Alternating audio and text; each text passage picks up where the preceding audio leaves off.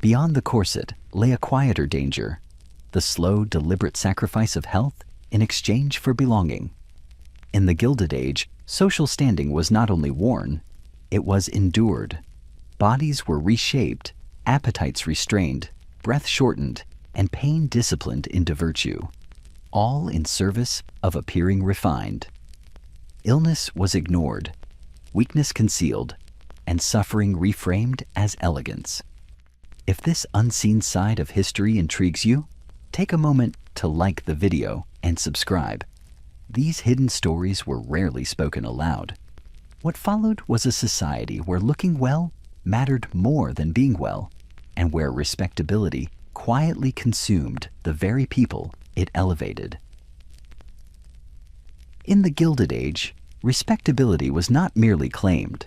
It was displayed, maintained, and constantly assessed through the body itself. To be judged respectable was to appear composed, controlled, and appropriately restrained at all times. The body became the most visible ledger of moral worth, read silently by others in parlors, on promenades, and across dining tables. One's posture, complexion, and bearing spoke before any introduction was made, and once spoken, those impressions were difficult to reverse. The expectation was not health in its natural sense, but order. A well-regulated body suggested a well-regulated character. Appetite, breath, and movement were expected to remain within narrow bounds, signaling that desire itself had been tamed. Excess, whether of flesh, color, or visible exertion, hinted at moral laxity. The ideal form was narrow, upright, and uncomplaining, as though the body existed chiefly to demonstrate the triumph of discipline over instinct. This emphasis did not arise solely from vanity. In a society marked by rapid industrial expansion and new fortunes, the body became a stabilizing symbol. Money could be earned quickly. Respectability could not. It had to be practiced daily, ingrained into habit and appearance. The disciplined body reassured observers that beneath modern chaos, the old hierarchies still held. One could trust a person who looked correct. A person who looked correct, in turn, was assumed to live correctly. From childhood onward, bodies were instructed accordingly. Young girls were taught to sit without slouching, to walk without haste, to eat without visible pleasure. Boys were trained to endure fatigue quietly and to avoid any display that might suggest weakness. These lessons were absorbed not as explicit warnings, but as ambient truths, reinforced through praise and correction. The body learned obedience long before the mind named it as such. Yet, this obedience came at a cost. The body, asked to perform virtue rather than sustain life, often faltered under the strain. Fatigue, breathlessness, and chronic discomfort became ordinary companions, accepted as the background noise of refinement. To complain was to risk appearing indulgent or attention-seeking. Silence, therefore, became another mark of propriety. Pain was not denied, it was simply not spoken of. Medical understanding, still uneven and deferential to social norms, rarely challenged these expectations. Physicians, often drawn from the same social circles as their patients, navigated an uneasy balance between care and custom. Advice was tempered, softened, or ignored altogether when it conflicted with prevailing ideals. Health recommendations that threatened appearance were quietly set aside. The body, after all, was already performing its most important function, signaling respectability. This silent agreement between society and the self produced a peculiar inversion. Signs of strain, pallor, fragility, faintness were sometimes interpreted as evidence of refinement rather than warning. A body that appeared too robust risked association with labor, appetite, or coarseness. Moderation was admired, but only to a point. Visible vigor unsettled the aesthetic of restraint. Thus, the respectable body learned to hover on the edge of depletion, carefully avoiding either collapse or excess. Over time, This ideal hardened into expectation. Social rituals, fashion, and daily routines aligned to support it, until deviation seemed almost immoral. Health, once a private concern, became secondary to public presentation. To look well mattered more than to be well. The body, shaped by constant scrutiny, served as both costume and confession. In this way, respectability was quite literally worn on the body, tightened, controlled, and maintained through daily acts of quiet sacrifice. What appeared composed and dignified on the surface often concealed a steady negotiation with discomfort beneath. The Gilded Age did not merely admire restraint. It required it, engraving its values onto flesh itself and asking the body to carry the weight of social order without ever showing the strain. The corset was never merely an article of clothing. It functioned as a structure, an internal framework upon which respectability was built and displayed.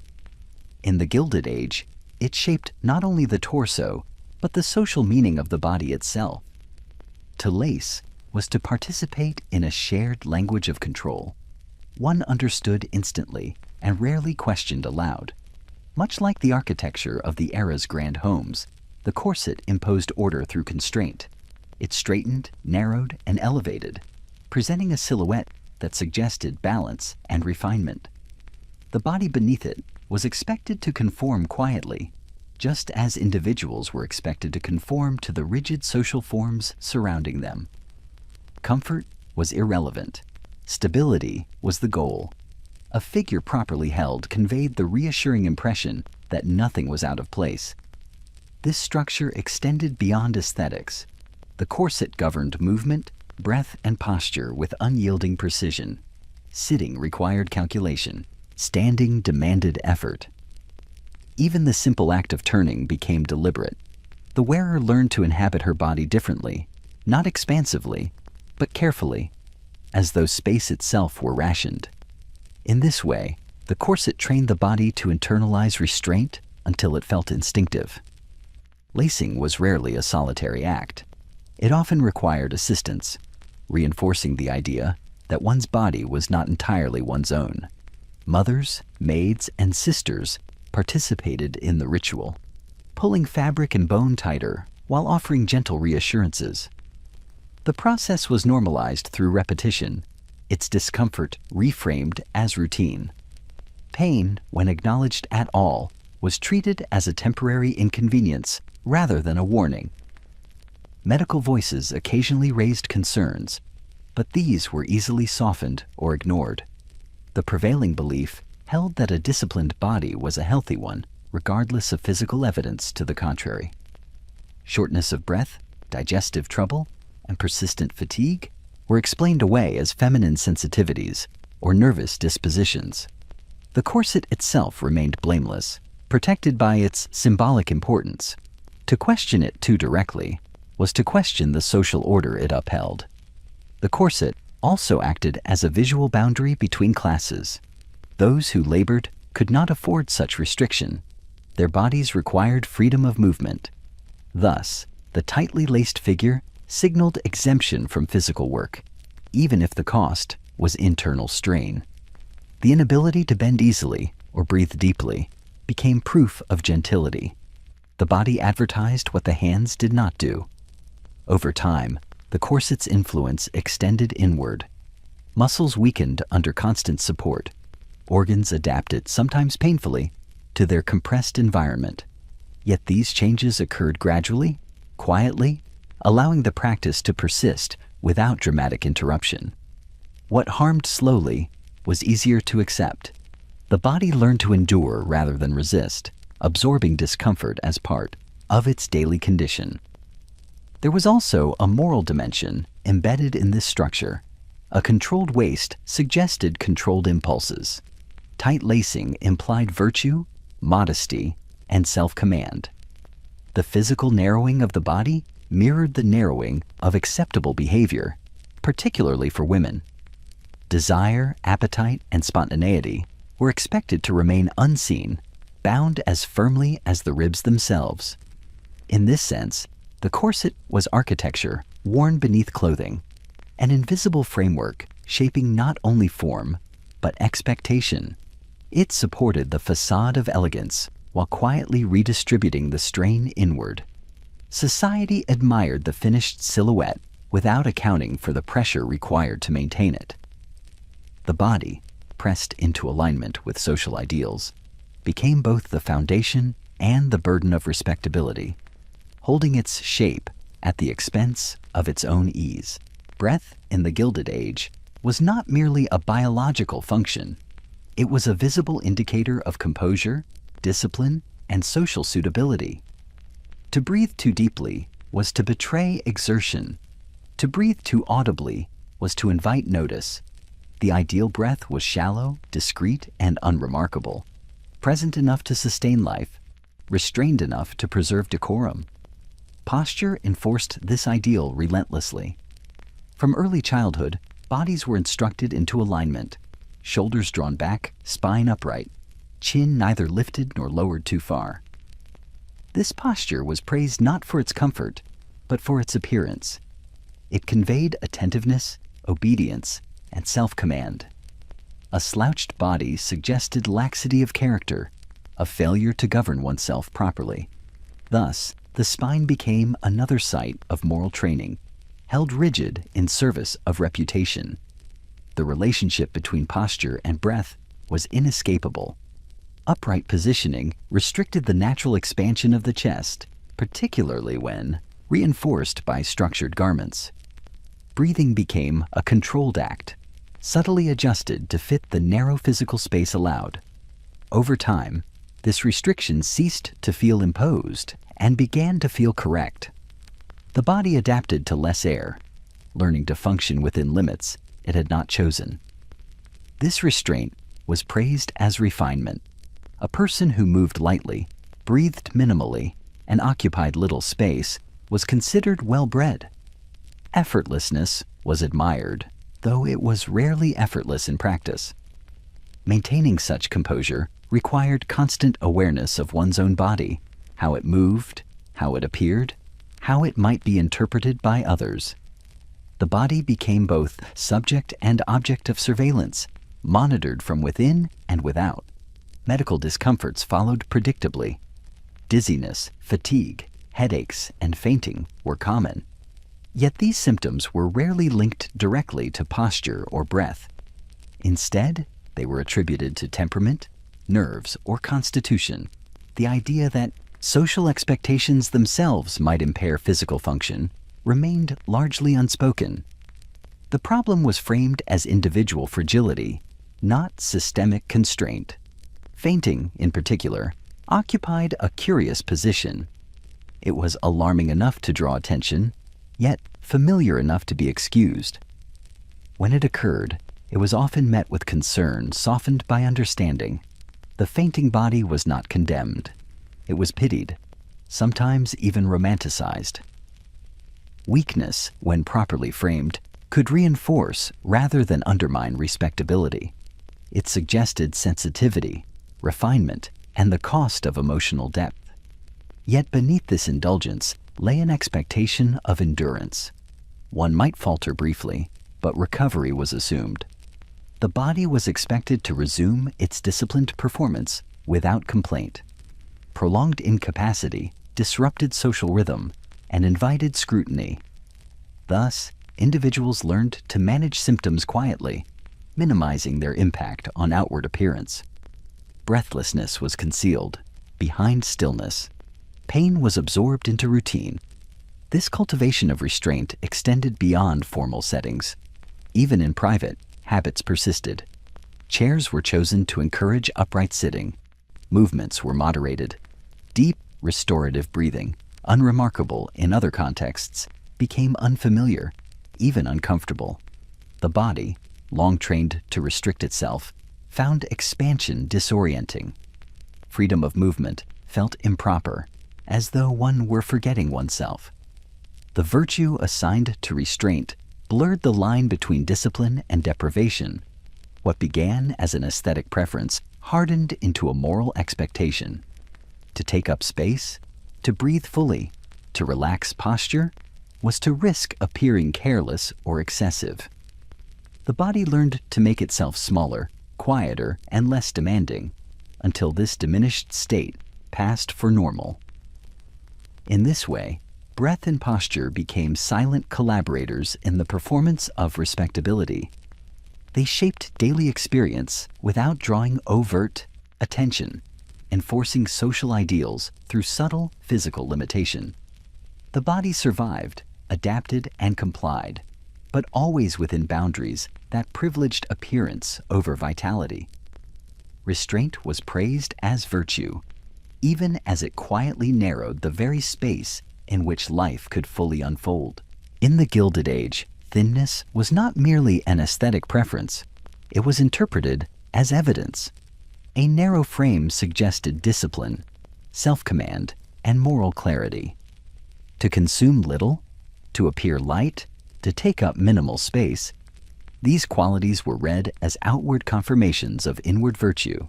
Flesh, by contrast, carried implication. Too much of it hinted at indulgence, appetite, and a lack of restraint unbecoming of polite society. This association did not arise accidentally. In an era increasingly anxious about excess, of wealth, of industry, of sensation, the body became a reassuring counterexample. The disciplined figure suggested limits honored and impulses mastered. Hunger, when endured quietly, was reframed as refinement. The ability to refuse food without remark was admired, not for health, but for the character it was presumed to reveal.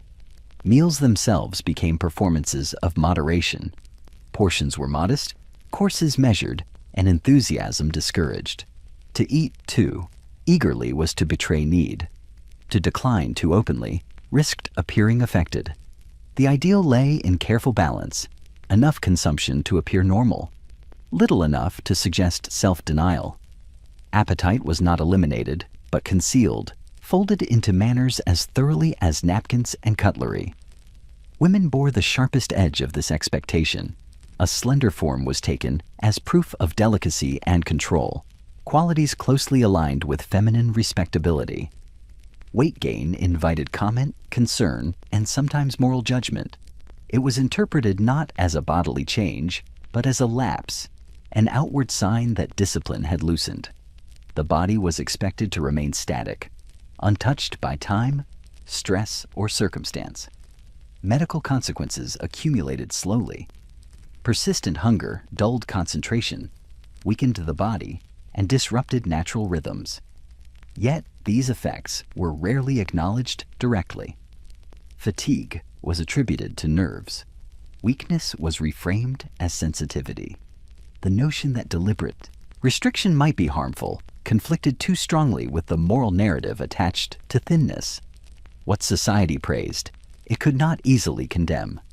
Men were not exempt, though the expectations differed in tone.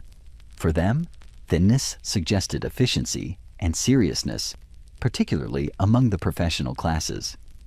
A restrained body implied dedication to work and thought rather than pleasure. Excess weight, especially when paired with leisure, risked association with idleness. Thus, moderation was required of all, even as the language surrounding it shifted according to gender.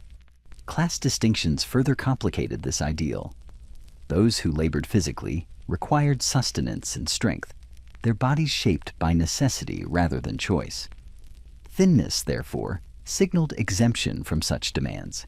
It marked the body as one supported by resources enough to restrict itself deliberately. Hunger, paradoxically, became a luxury, endured by choice rather than imposed by scarcity. Over time, the body learned to internalize these judgments. Appetite was treated with suspicion. Fullness invited guilt. Eating became a moral negotiation rather than a physical response. The body's signals were questioned, overridden, or silenced in favor of appearance. What it needed mattered less than what it conveyed. This relationship fostered a quiet estrangement. Individuals learned to distrust their own sensations, reading hunger not as information, but as temptation. satisfaction was fleeting, followed quickly by self-correction. The body, continually monitored and adjusted, ceased to feel neutral. It became a site of constant assessment, its contours scanned for signs of failure or success. Thinness, once achieved, required maintenance. The fear of deviation lingered, shaping daily decisions and long-term habits. The body was never permitted to settle into ease. Instead, it hovered perpetually on the edge of restraint, sustained by vigilance rather than nourishment. In this way, thinness functioned as moral proof, a visible shorthand for discipline in a society preoccupied with appearances. Yet, beneath this proof lay a quiet contradiction.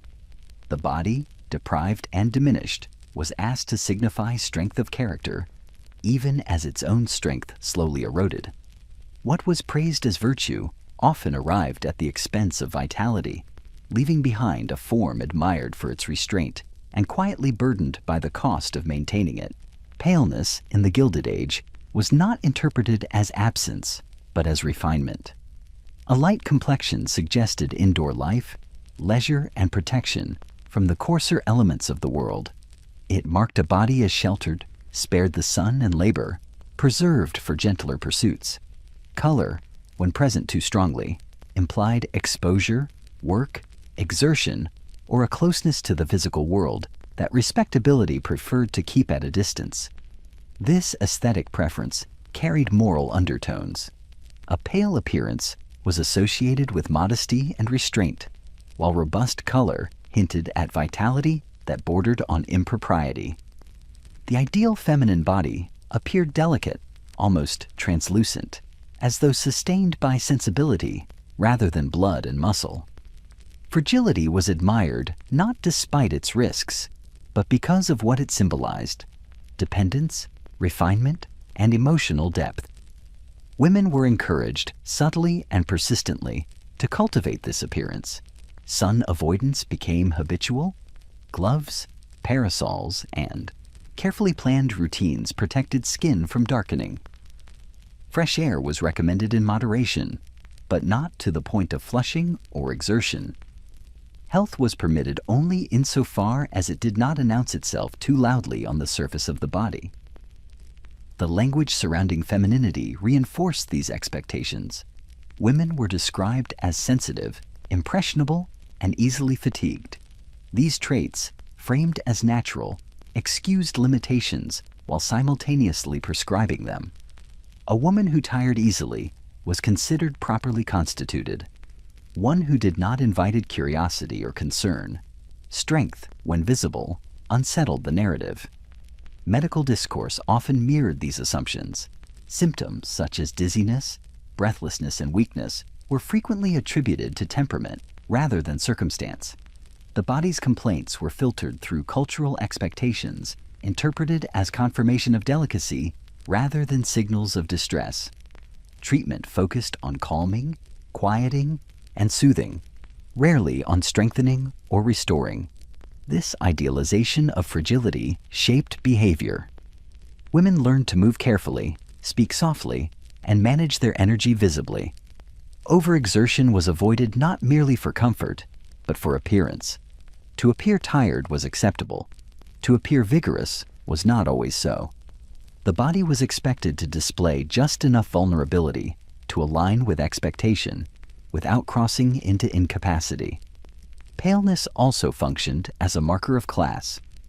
Those who labored outdoors could not easily maintain it, their complexions shaped by exposure and necessity. Thus, a pale appearance signaled exemption from physical toil. It was a visible sign of social positioning, as legible as clothing or a dress. The body itself testified to one's distance from labor.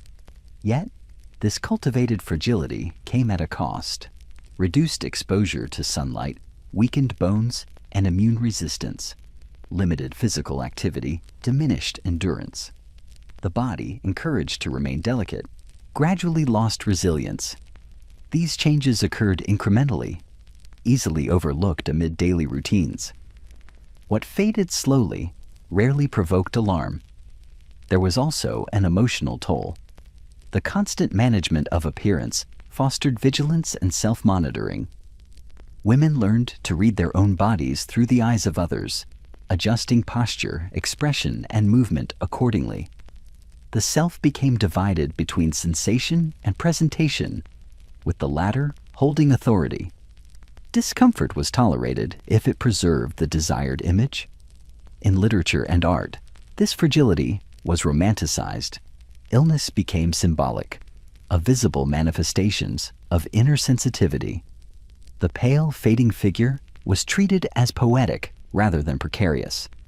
Such representations reinforced the belief that delicacy was not merely acceptable, but desirable, even admirable.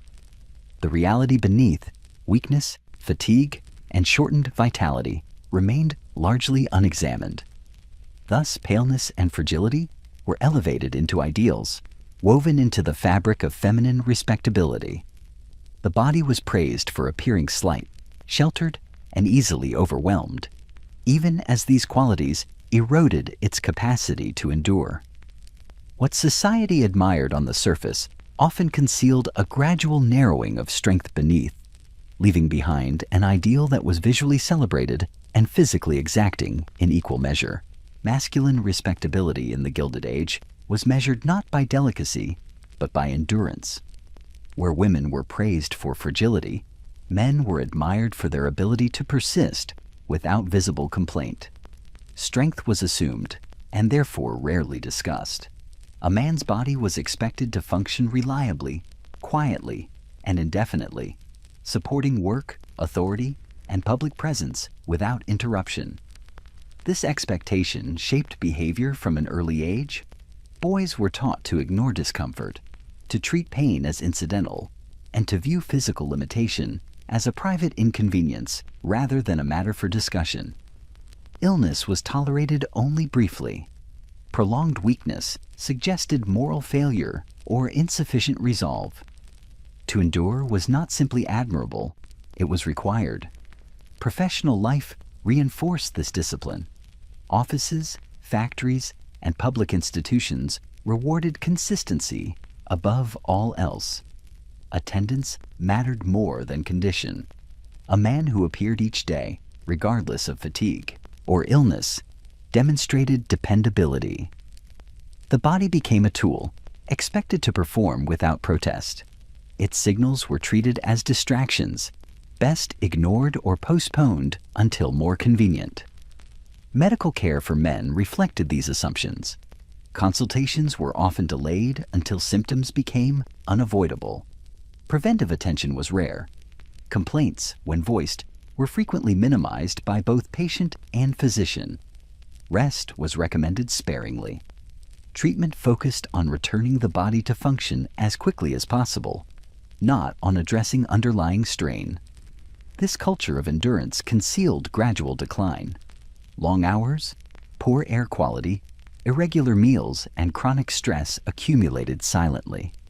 Fatigue became habitual. Pain was absorbed into routine. The body adapted by narrowing its margins, functioning adequately, but never fully recovering. What deteriorated slowly was easier to overlook. Public appearance mattered deeply. A man who showed strain risked undermining his authority. Pallor or visible weakness could provoke concern, but also doubt. Thus, discomfort was concealed behind controlled expression and steady posture. The body learned to perform competence, even as its reserves diminished. Respectability depended on this performance remaining uninterrupted. Class further complicated these expectations. Laboring men endured physical strain openly, yet were rarely afforded sympathy or relief. Their decline was considered inevitable. Professional men, by contrast, were expected to remain composed regardless of conditions. Mental exertion replaced physical labor, but the toll was no less real. Headaches, digestive trouble, and exhaustion became common companions, managed quietly and without ceremony. Emotional restraint intensified the burden. Anxiety, grief, and fear were seldom acknowledged openly. Such states were considered private, even indulgent. The body absorbed what could not be spoken. Tension settled into muscle and habit. Sleep shortened.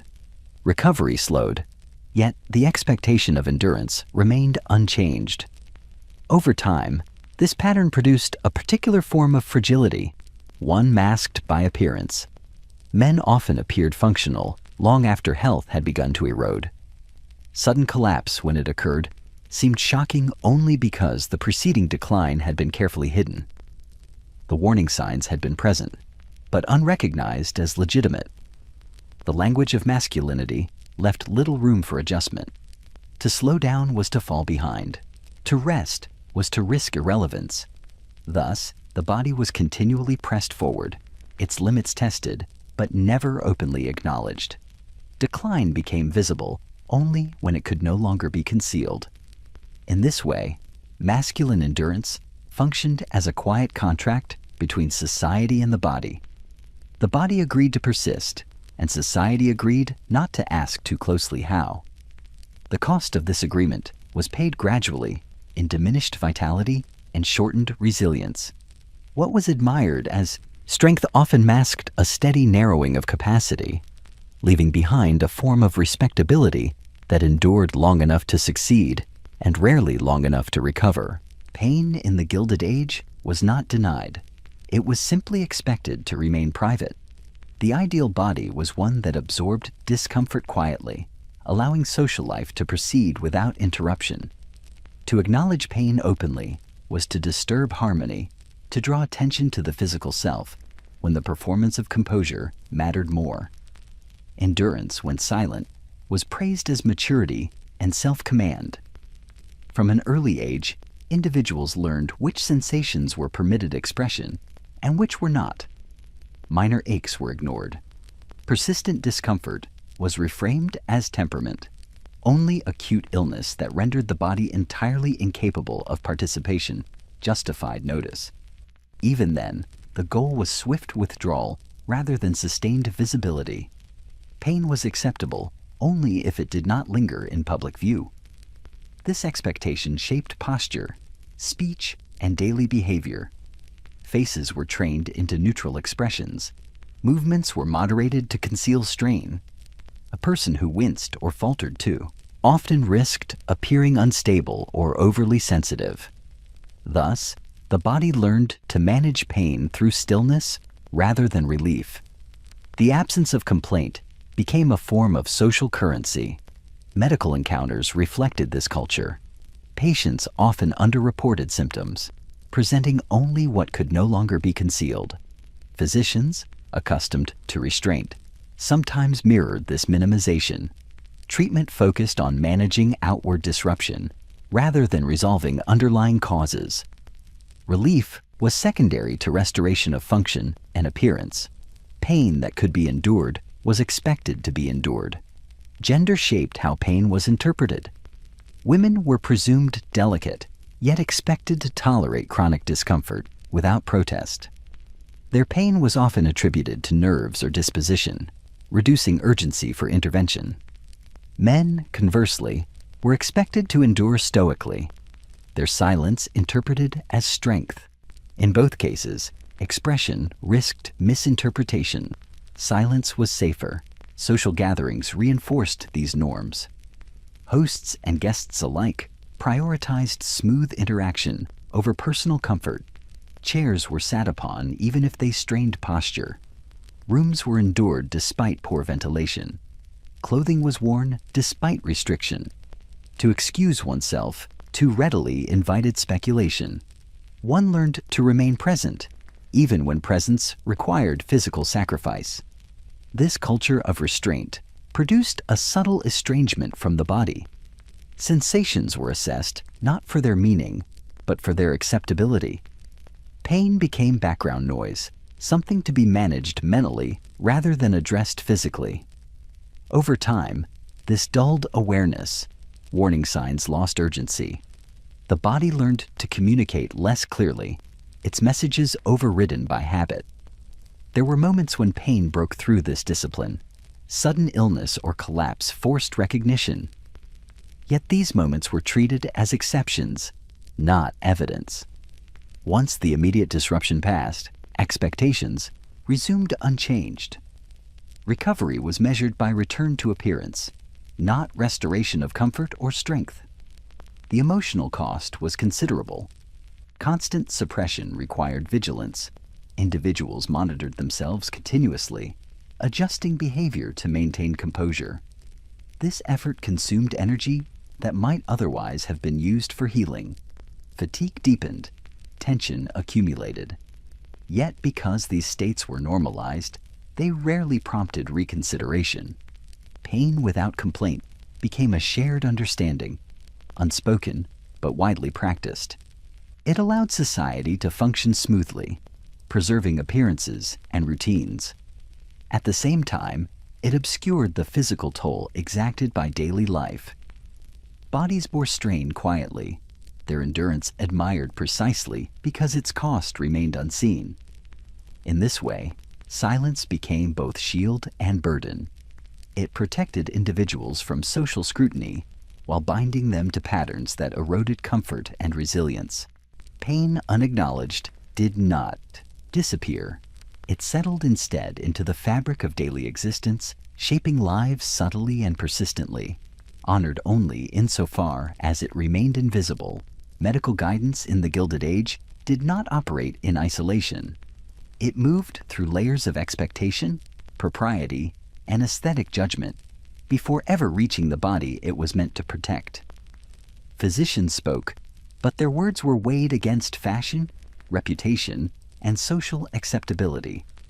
Advice that threatened appearance rarely survived intact. Doctors of the period occupied an uncertain position. They were respected, yet expected to remain sensitive to social norms. A physician who challenged prevailing ideals too directly risked being dismissed as impractical or intrusive. As a result, many learned to soften their counsel. Warnings were phrased cautiously. Recommendations were framed as optional. The body was treated not only as a biological system, but as a social object requiring delicate handling. Clothing exemplified this negotiation. Corsets, structured garments, and restrictive footwear were widely acknowledged sources of discomfort. Yet direct condemnation was rare. Instead, physicians suggested moderation, looser lacing, or limited duration. The implication was clear. The garment itself was not the problem. Excess was. Responsibility was shifted onto the wearer, absolving fashion of blame. This framing reassured patients. It allowed them to continue familiar practices while believing they had addressed medical concerns. Small adjustments stood in for meaningful change. The underlying strain persisted, largely unchanged. What mattered was the preservation of appearance alongside the appearance of care. Medical texts of the era often reflected this compromise. Advice emphasized balance, restraint, and gentleness. Vigorous exercise was discouraged for women, not solely on physiological grounds, but due to concerns about appearance and propriety. Sun exposure was limited to protect complexion. Diet was discussed in moral terms, reinforcing social expectations rather than challenging them. Men encountered similar filtering, though in different forms. Recommendations that threatened productivity or public presence were minimized. Rest was prescribed cautiously. Overwork was acknowledged, yet rarely addressed structurally. The expectation remained that a capable man would manage his condition privately and return promptly to duty. Patients themselves participated in this filtering. Symptoms were described selectively. Discomfort that aligned with accepted narratives was mentioned. Other concerns were withheld. Individuals learned which complaints would be taken seriously and which would be dismissed as excess sensitivity. Medical encounters became performances shaped by mutual understanding of what could be said. Fashion exerted a quiet authority over these exchanges. It defined the acceptable range of bodily experience. A treatment that altered appearance, posture, or routine too visibly risked social consequence. Thus, health advice was often reshaped to fit existing habits rather than challenge them. Medicine adapted to society more readily than society adapted to medicine.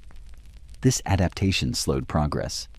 Emerging understandings of circulation, respiration, and muscular health struggled to gain traction when they conflicted with entrenched ideals. Knowledge advanced unevenly, constrained not by lack of evidence, but by reluctance to disturb appearances. What could not be integrated into fashion was postponed. The result was a system that prioritized continuity over correction. Bodies were maintained just well enough to function within social expectations. Deeper restoration was rarely pursued. The aim was preservation of order, not optimization of health. Medicine served as reassurance as much as remedy.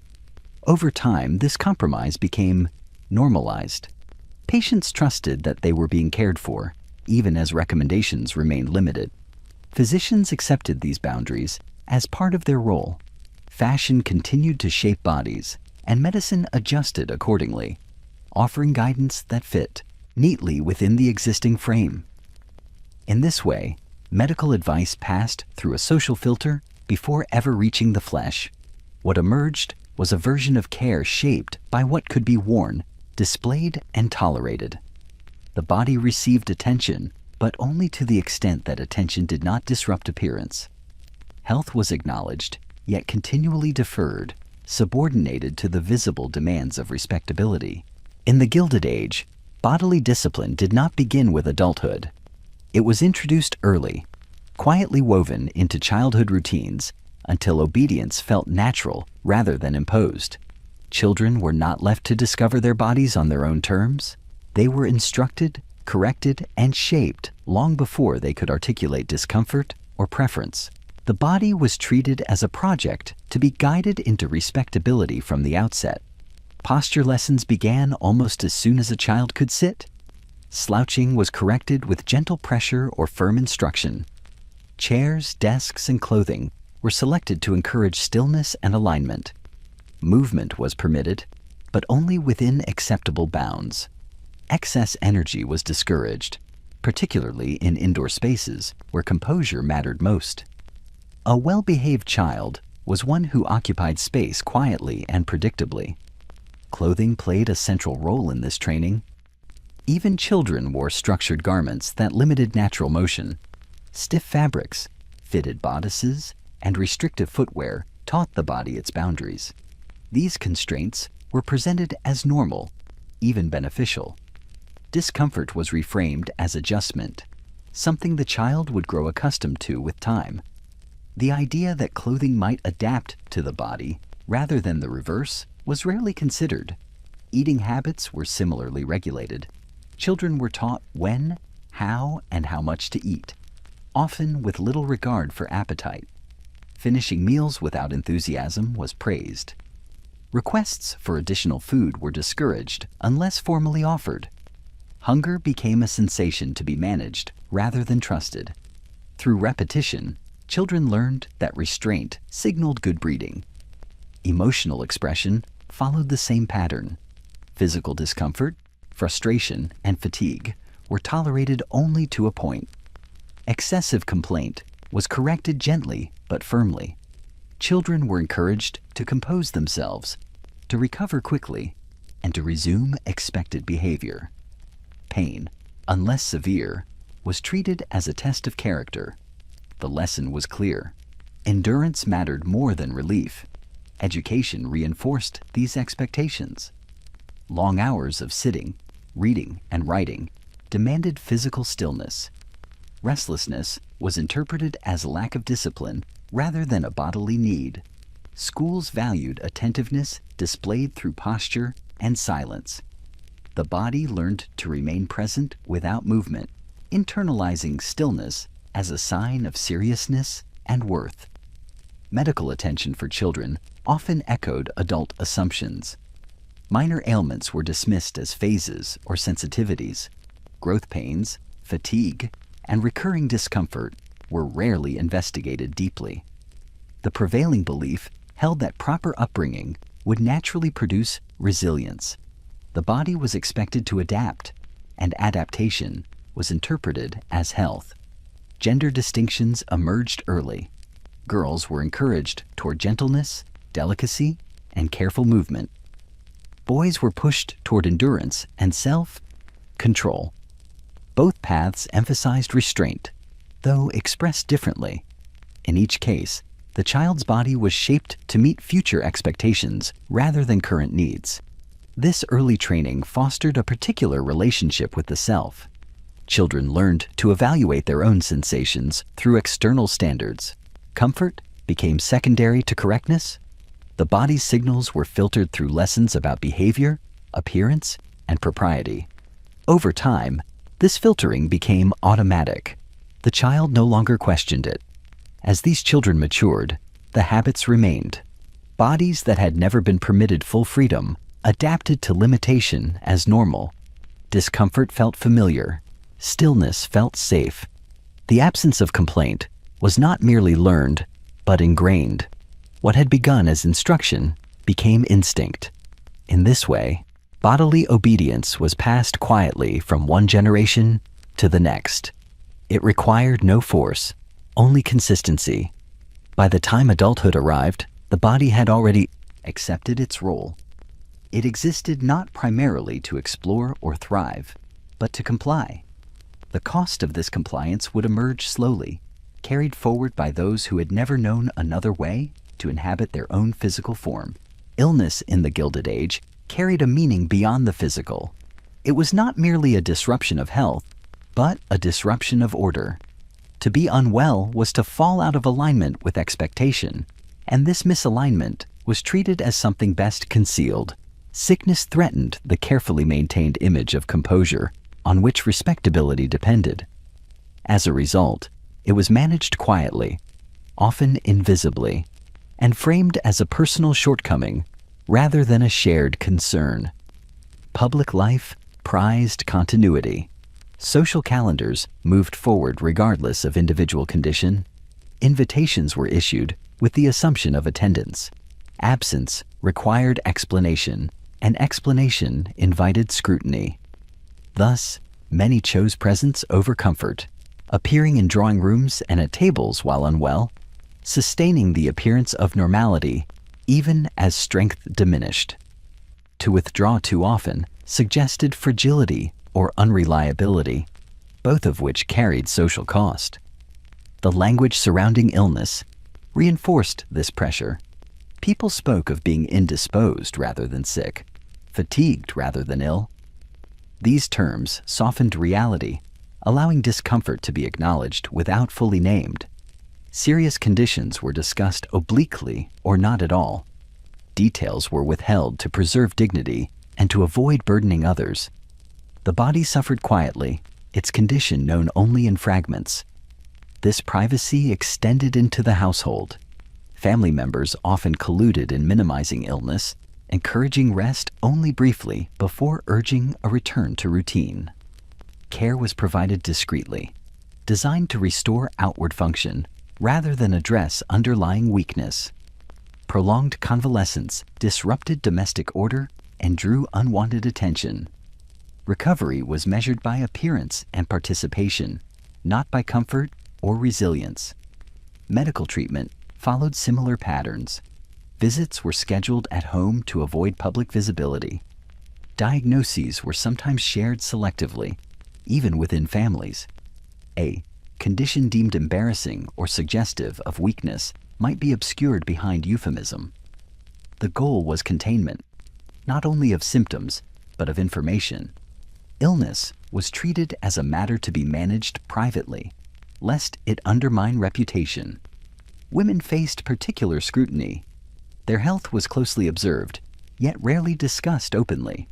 Chronic ailments were attributed to disposition, nerves, or constitution, explanations that implied inevitability rather than urgency. A woman who was frequently unwell risked being labeled fragile or unreliable, qualities that limited social opportunity. Thus, many learned to downplay symptoms, maintaining engagement even at personal cost. Men, meanwhile, were expected to overcome illness swiftly. lingering weakness conflicted with ideals of capability and authority. A man who appeared consistently unwell risked losing confidence and standing. As a result, many delayed seeking care, enduring symptoms until they could no longer be concealed. By the time illness became visible, it was often advanced. This framing of illness as private failure discouraged collective responsibility. Health was treated as an individual matter, shaped by character and discipline. Environmental factors, workload, and social expectations were rarely examined as contributing causes. The body bore the blame for its own decline, even when decline resulted from sustained strain. Emotionally, this isolation deepened distress. Suffering without acknowledgement created distance between individuals and those around them. Sympathy was available, but only briefly and under controlled circumstances. Prolonged vulnerability unsettled the social rhythm. Thus, individuals learned to endure quietly, preserving harmony at the expense of connection. Over time, this pattern normalized concealment. Illness became something to manage alone, a deviation to be corrected swiftly and silently. The body was expected to recover without disrupting the visible order of life. When it failed to do so, the failure was internalized. In this way, illness functioned not only as a physical state, but as a test of conformity. To be healthy was to align seamlessly with expectation. To be ill was to fall short. The pressure to remain well, or at least to appear so, shaped behavior long after symptoms arose. Health was valued, but only insofar as it remained invisible. When it could not, it was hidden away, treated as a private matter, quietly endured, and rarely allowed to challenge the social order that demanded such restraint. Tight lacing was practiced not as an aberration, but as refinement taken seriously. It was the visible proof that discipline had reached its most intimate level. The waist, narrowed beyond natural measure, became a site of intention. To achieve it required time, patience, and tolerance. The result was admired precisely because it was not effortless. The process was gradual, often beginning in youth and intensifying over years. Laces were drawn a little tighter each day, allowing the body to adapt incrementally. This slow compression made the change seem harmless. There was no single moment of alarm, no dramatic injury to provoke reconsideration. The body yielded quietly, reshaping itself around the demands placed upon it. Internally, however, the effects were persistent. The rib cage lost its flexibility. The diaphragm's movement was reduced. Organs adjusted position to accommodate the narrowing space. Digestion slowed. Breath shortened. These changes were subtle enough to be dismissed individually, yet cumulative in their impact. What was altered slowly rarely inspired urgency. Shortness of breath became familiar. Meals produced discomfort that was accepted as normal. Fatigue followed even modest exertion. These symptoms were woven into daily life, interpreted as signs of sensitivity or temperament rather than physical constraint. The connection between cause and effect remained unspoken, even when widely suspected. Medical observers did note these consequences, but their warnings were often tempered. To condemn tight lacing outright risked challenging deeply held social values. Thus, physicians spoke cautiously, recommending moderation or occasional relief. Such advice reassured without requiring change. The practice continued, sustained by the belief that careful management rendered it safe. Social reinforcement proved stronger than medical caution. A tightly laced figure signaled seriousness of purpose. It distinguished the devoted from the casual, the disciplined from the careless. The ability to endure discomfort became a marker of refinement. Those who loosened their corsets too freely risked appearing lax, even indulgent. This pressure was not limited to formal occasions. Daily wear enforced constant compression, leaving little opportunity for recovery. The body remained bound even in private, its shape maintained as a matter of habit. Over time, muscles weakened under constant support. Natural posture gave way to dependence on structure. The body forgot how to hold itself without assistance. There was also a psychological dimension. Tight lacing encouraged constant bodily awareness. The wearer remained attuned to posture, movement, and breath, monitoring herself continually. This vigilance reinforced restraint, keeping sensation within acceptable limits. Discomfort became familiar, even reassuring, a sign that the system remained intact. The effects extended beyond individual experience. Tight lacing shaped social interaction. Movement slowed. Gestures were minimized. Physical presence became contained. The body learned to occupy less space, reinforcing expectations of modesty and control. What appeared graceful often reflected limitation rather than ease. Despite these consequences, the practice endured. It was defended as tradition, taste, or personal choice, though choice itself was constrained by expectation. To refuse tight lacing required explanation. To accept it required only silence. Thus, compliance became the path of least resistance. Over time, the body paid the price of this agreement. Resilience diminished. Recovery slowed. Vulnerability increased. Yet, because decline occurred gradually, it blended into the background of life. The visible silhouette remained intact long after internal capacity had narrowed. Tight lacing, then, functioned as both symbol and mechanism. It signaled belonging while quietly reshaping the body to fit an ideal that prized control over comfort. The organs adjusted, the breath adapted, and life continued within reduced margins. What society admired on the surface was sustained by an internal compromise, one rarely acknowledged and seldom reversed. Fainting occupied a peculiar position in the Gilded Age. It was disruptive, yet familiar, alarming, yet oddly anticipated. Within the carefully regulated world of manners and restraint, the feint offered a momentary rupture that society knew how to manage. It was one of the few bodily failures that could occur publicly without immediate shame, provided it followed the correct script. The feint was interpreted less as a medical event than as a social signal. It suggested sensitivity, delicacy, and refinement rather than danger. A body that swooned under emotional or physical strain was not necessarily judged unwell. It was often admired for its responsiveness, its inability to withstand coarseness. In this way, fainting became a paradoxical proof of propriety. Women were most closely associated with this phenomenon. Cultural narratives framed them as naturally susceptible to overwhelm, whether from heat, excitement, or emotional intensity.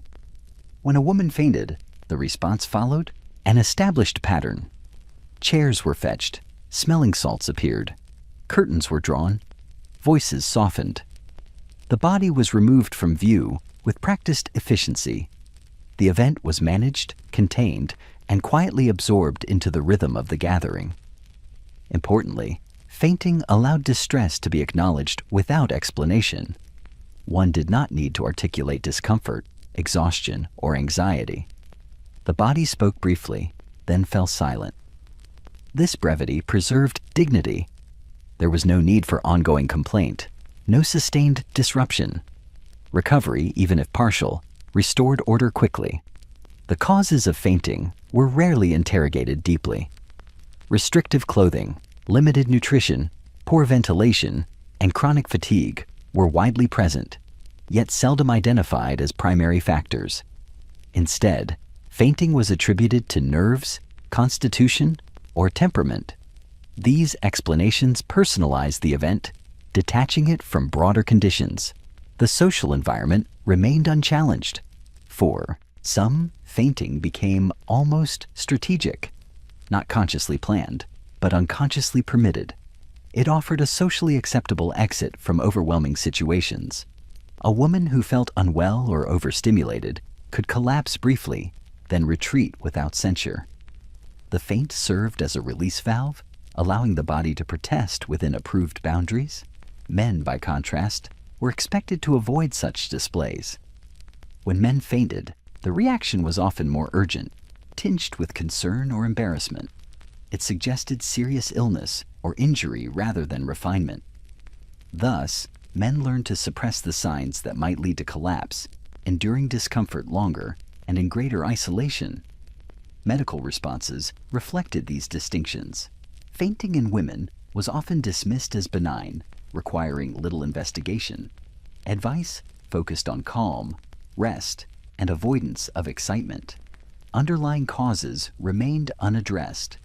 The recurrence of fainting was normalized, even anticipated, rather than treated as warning. The ritual surrounding fainting reinforced its acceptance. Smelling salts, reclining furniture, and trained attendants ensured that episodes could be managed discreetly. Society prepared for fainting as one prepares for weather, not as one prepares for crisis. Its predictability rendered it unremarkable. Yet, the normalization carried risk. Fainting often indicated compromised circulation, inadequate nutrition, or restricted breathing. Repeated episodes weakened the body further, increasing vulnerability. What was treated as a momentary lapse often reflected a system under sustained strain. The brief loss of consciousness was the body insisting on pause when no other pause was permitted.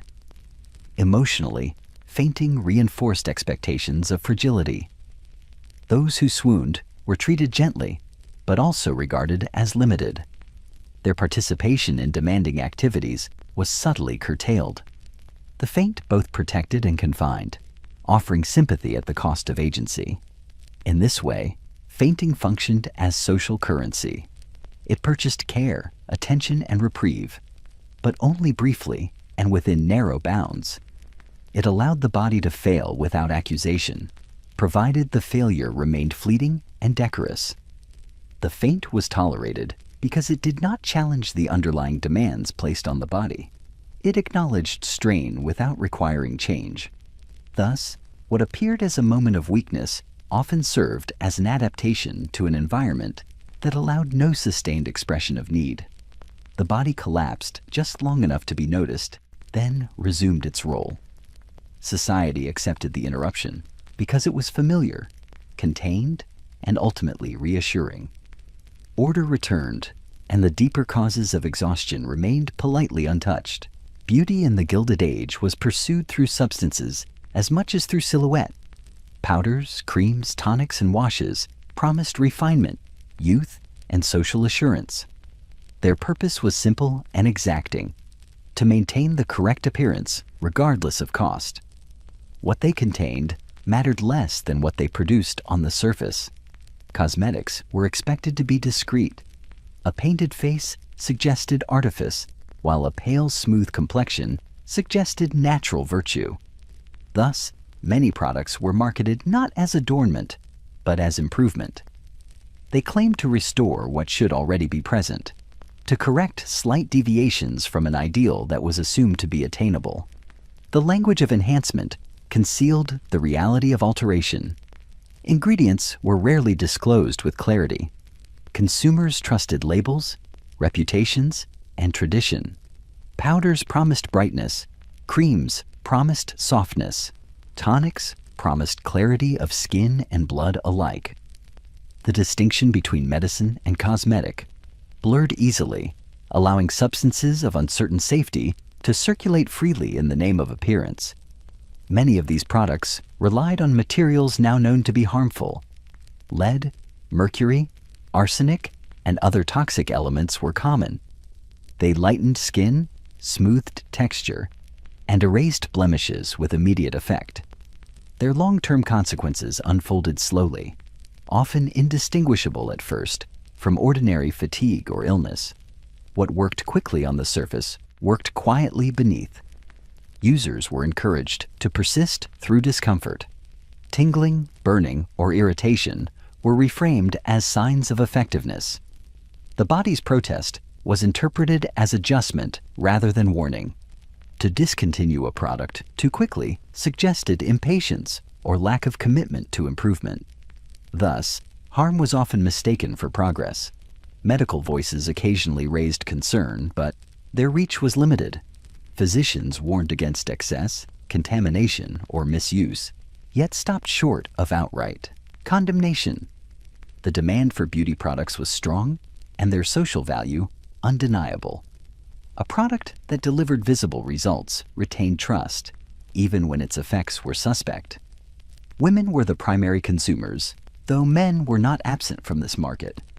Both were taught that appearance reflected character and discipline. A clear complexion suggested moderation and health. Blemishes implied neglect or moral failing. The pressure to correct these signs encouraged repeated use, embedding risk into daily routine. The effects accumulated unevenly. Some experienced gradual discoloration, tremors, or digestive trouble. Others noticed persistent fatigue or changes in mood. These symptoms were rarely traced back to cosmetics. They were attributed instead to nerves, constitution, or stress. The products remained blameless, protected by their association with refinement. Social reinforcement strengthened this cycle. Compliments rewarded visible improvement. Admiration validated continued use. Negative effects, when noticed, were concealed. To admit that beauty exacted a physical cost risked unsettling the ideal itself. Silence preserved harmony. Manufacturers capitalized on this silence. New formulations appeared constantly, each promising safer or superior results. Novelty reassured consumers without requiring skepticism. The belief that progress would resolve risk allowed the market to expand unchecked.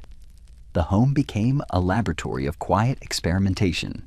Individuals applied substances daily, monitoring their appearance closely while ignoring subtler changes beneath. The body absorbed what the face displayed.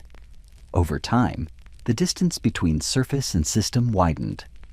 This pursuit of beauty blurred the boundary between care and harm.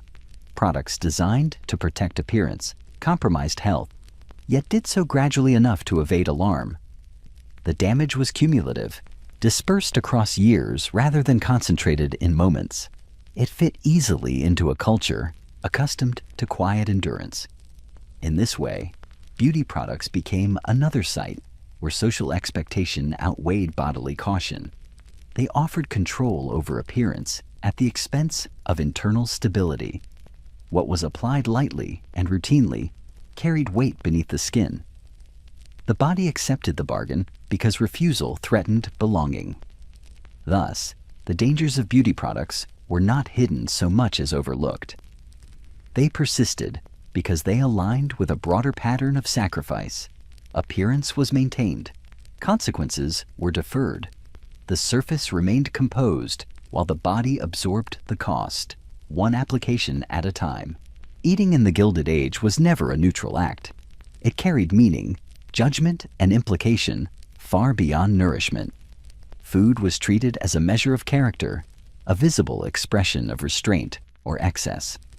What one consumed and how one consumed it was quietly observed and interpreted. Appetite itself became suspect, something to be governed rather than trusted. Meals followed strict social choreography. Portions were modest, courses deliberate, and enthusiasm carefully subdued. To eat with visible pleasure risked appearing uncontrolled. To refuse food too openly suggested affectation. The ideal diner navigated this narrow path with practiced ease, consuming just enough to appear proper while signaling self-command through moderation. Dietary advice reinforced these expectations. Physicians and social commentators alike praised simplicity and restraint. Rich foods were framed as indulgent, suitable only in careful measure. Lightness became synonymous with virtue. Hunger, when endured without complaint, was treated as evidence of discipline. The body was expected to adapt to limited intake, and adaptation was interpreted as health. For women, these expectations were particularly exacting. Delicacy in eating mirrored delicacy in form. A small appetite reinforced the image of refinement. Requests for additional food were discouraged. especially in public settings. Hunger became something to manage privately, quietly endured between meals if necessary. The ability to deny oneself was admired more than the ability to sustain oneself. Men encountered a parallel, though differently framed, pressure. Overindulgence suggested lack of control, a failure of judgment unbecoming of authority. Professional seriousness was associated with moderation. Meals taken quickly or lightly were interpreted as dedication to work. Appetite was subordinated to productivity, reinforcing the belief that bodily needs should not interfere with duty. These patterns produced extremes. Some individuals restricted intake severely, reducing meals to minimal sustenance. Others followed rigid dietary regimens in pursuit of purity or control. Fasting was sometimes praised as cleansing, both physically and morally. The language surrounding food blurred into that of virtue, framing deprivation as improvement. The body responded predictably. Energy declined.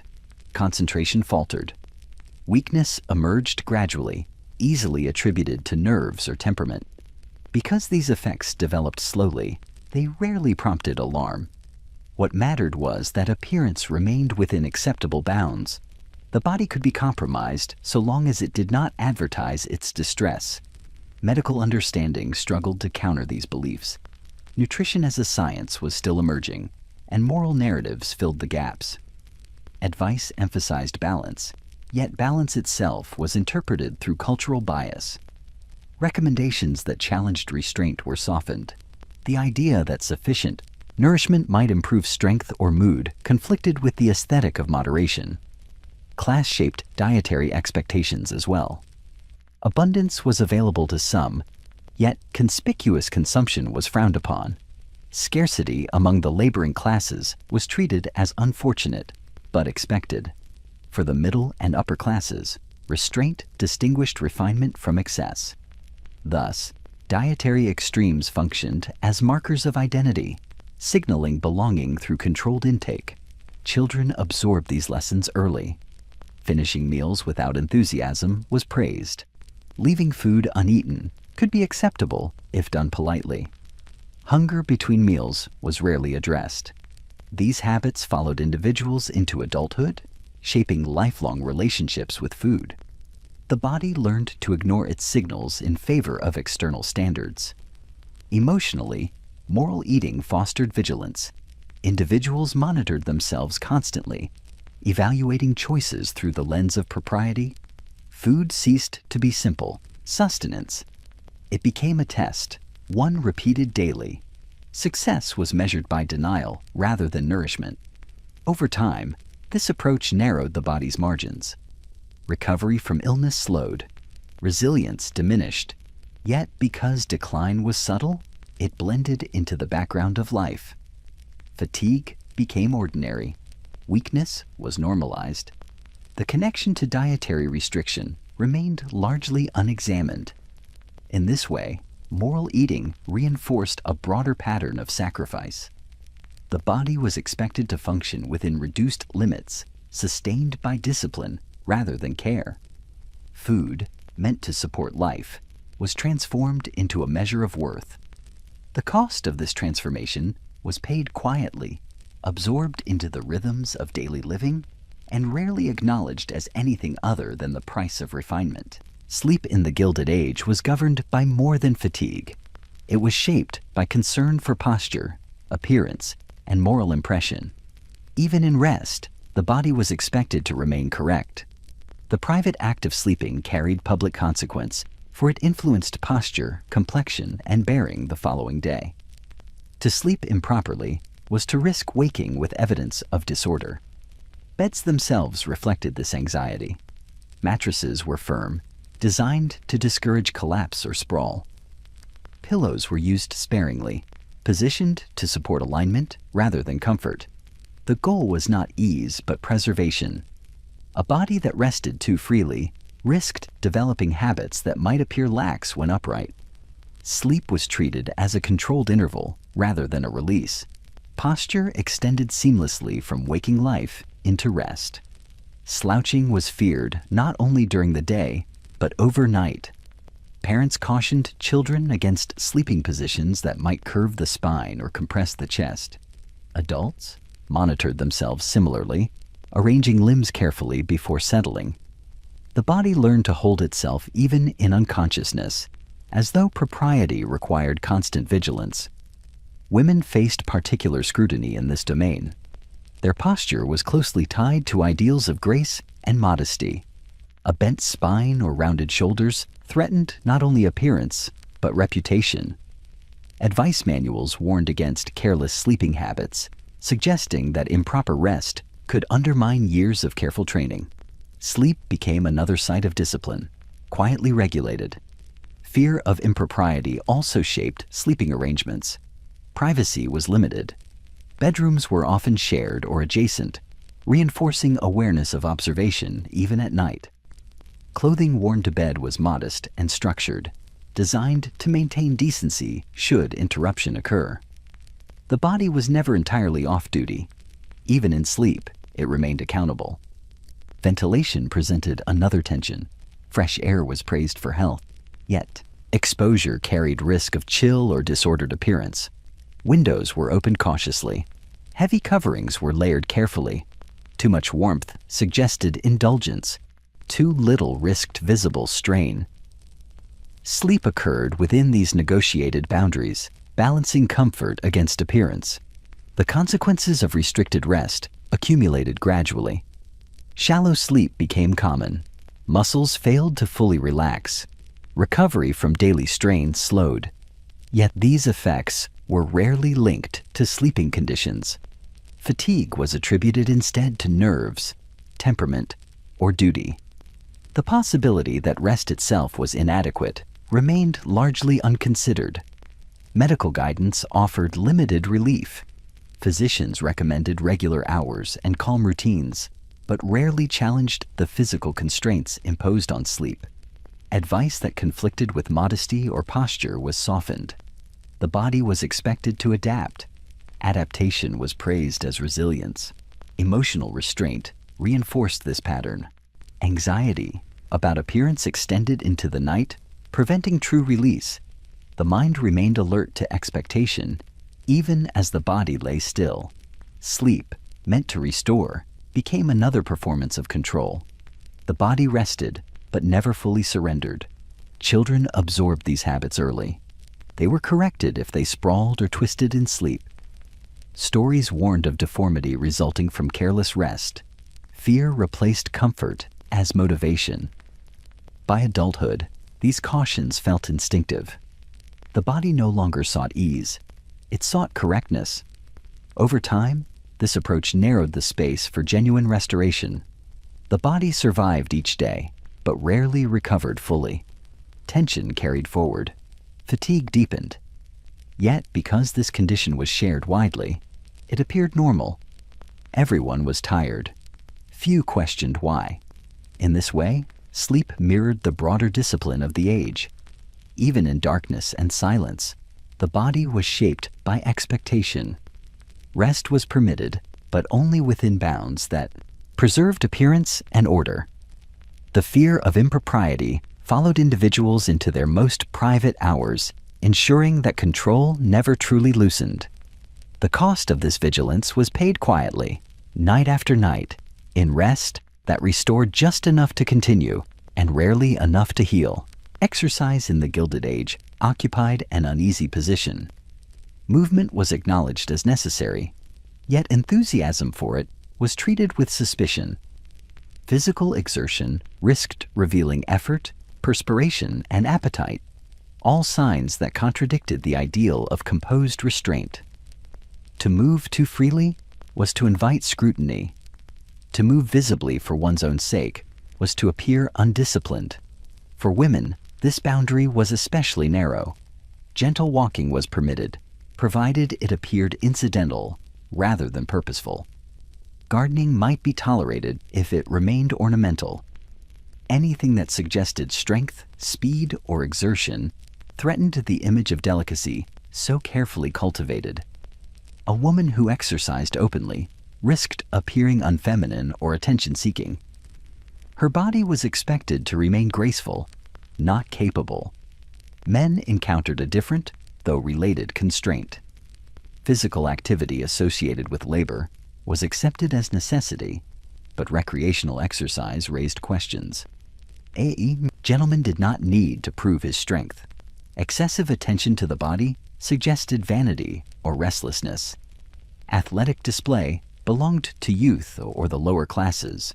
Mature respectability favored stillness and mental effort over visible physical training.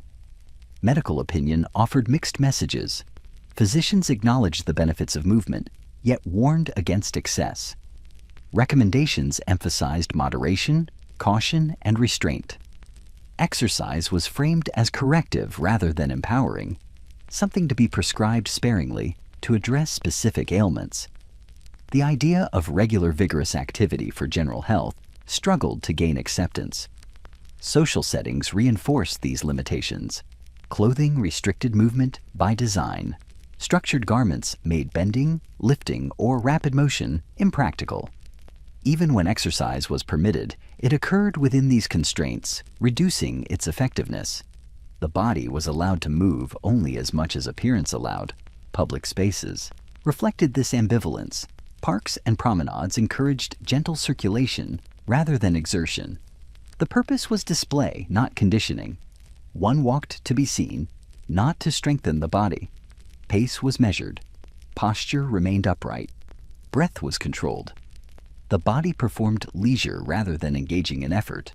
Children experienced early restriction.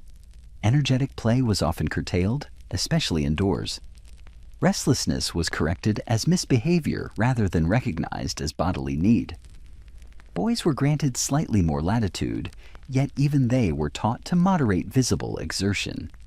The lesson was subtle but consistent. Movement must not disrupt order. Those who pursued physical training more deliberately often did so in private. Exercise rooms, if present, were discreet. Activity was concealed to preserve public composure. The benefits of strength and stamina were enjoyed quietly, without display. This secrecy limited broader acceptance, reinforcing the belief that visible exercise was improper. The consequences of this restraint accumulated slowly. Muscles weakened. Circulation suffered. Stiffness became common. The body adapted to stillness, losing capacity for effort. Yet these changes were rarely attributed to lack of movement. They were explained instead as natural decline or nervous disposition. Emotionally, the suppression of movement fostered tension. The body's impulse to release energy went unmet. Stillness required constant control. Over time, this control became habitual, masking discomfort beneath composure. The absence of visible struggle was mistaken for ease. Class distinctions sharpened this pattern. Laborers expended energy out of necessity, their movement valued only for its output. The leisure classes avoided exertion to signal exemption from work. Thus, the very bodies with the most freedom to exercise were the least encouraged to do so. Health became collateral in the maintenance of status. By framing exercise as indecorous, society limited its own capacity for resilience. The body denied regular exertion became less adaptable. Recovery from illness slowed. Endurance diminished. Yet, because this decline was widespread, it appeared ordinary. In this way, exercise was permitted only within narrow, carefully policed boundaries. Movement existed to support appearance, not vitality. The body was kept presentable at the expense of strength. What might have restored balance was withheld to preserve propriety.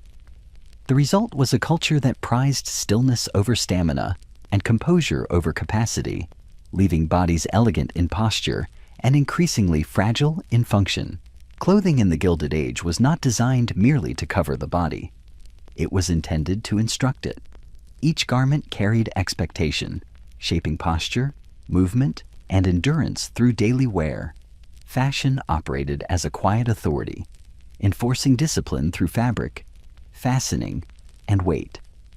What was worn determined not only how one appeared, but how one existed within one's own physical limits. The cut and construction of garments imposed constant negotiation. Bodices restricted expansion of the chest, collars pressed against the throat, sleeves limited reach, skirts constrained stride. Footwear narrowed the base of balance, altering gait and posture with each step. These constraints were not occasional. They were sustained from morning until night, integrated into the ordinary rhythms of life. Shoes, in particular, exacted a steady toll. Narrow toes and elevated heels reshaped the foot over time, redistributing weight and strain. Walking required careful placement, encouraging shorter steps and slower pace. Pain followed predictably, yet was dismissed as adjustment. The foot learned to endure because the alternative was social incongruity. To wear practical footwear risked appearing careless or unsuitably plain. Outer garments added weight and rigidity. Layers accumulated for warmth, modesty, and display. Fabrics were heavy, often stiffened to maintain form. Movement became effortful. Heat accumulated. Ventilation suffered. Yet, to remove layers risked impropriety. Comfort yielded to correctness without comment. Medical awareness of these effects existed, but rarely translated into reform. Physicians observed deformities of the spine and feet, circulatory problems, and respiratory limitation. Recommendations were issued cautiously, suggesting minor alterations rather than fundamental change. Fashion itself remained largely unchallenged, protected by its social function. Clothing injuries were normalized through familiarity. Bruising, chafing, numbness, and soreness became expected companions. The body learned to accommodate them, adjusting posture and movement to minimize discomfort. This adaptation masked damage, allowing harm to continue without interruption. What was constant ceased to attract attention. Children were introduced to these constraints early. Proper dress was part of upbringing, reinforcing lessons of stillness and obedience. Garments limited play and exploration, shaping behavior as effectively as instruction. The body learned its boundaries through fabric before fully understanding them through experience. Gender amplified these effects.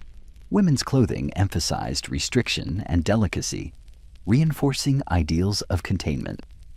Men's attire, though less constricting in some respects, still imposed rigidity and weight. Starched collars restricted neck movement.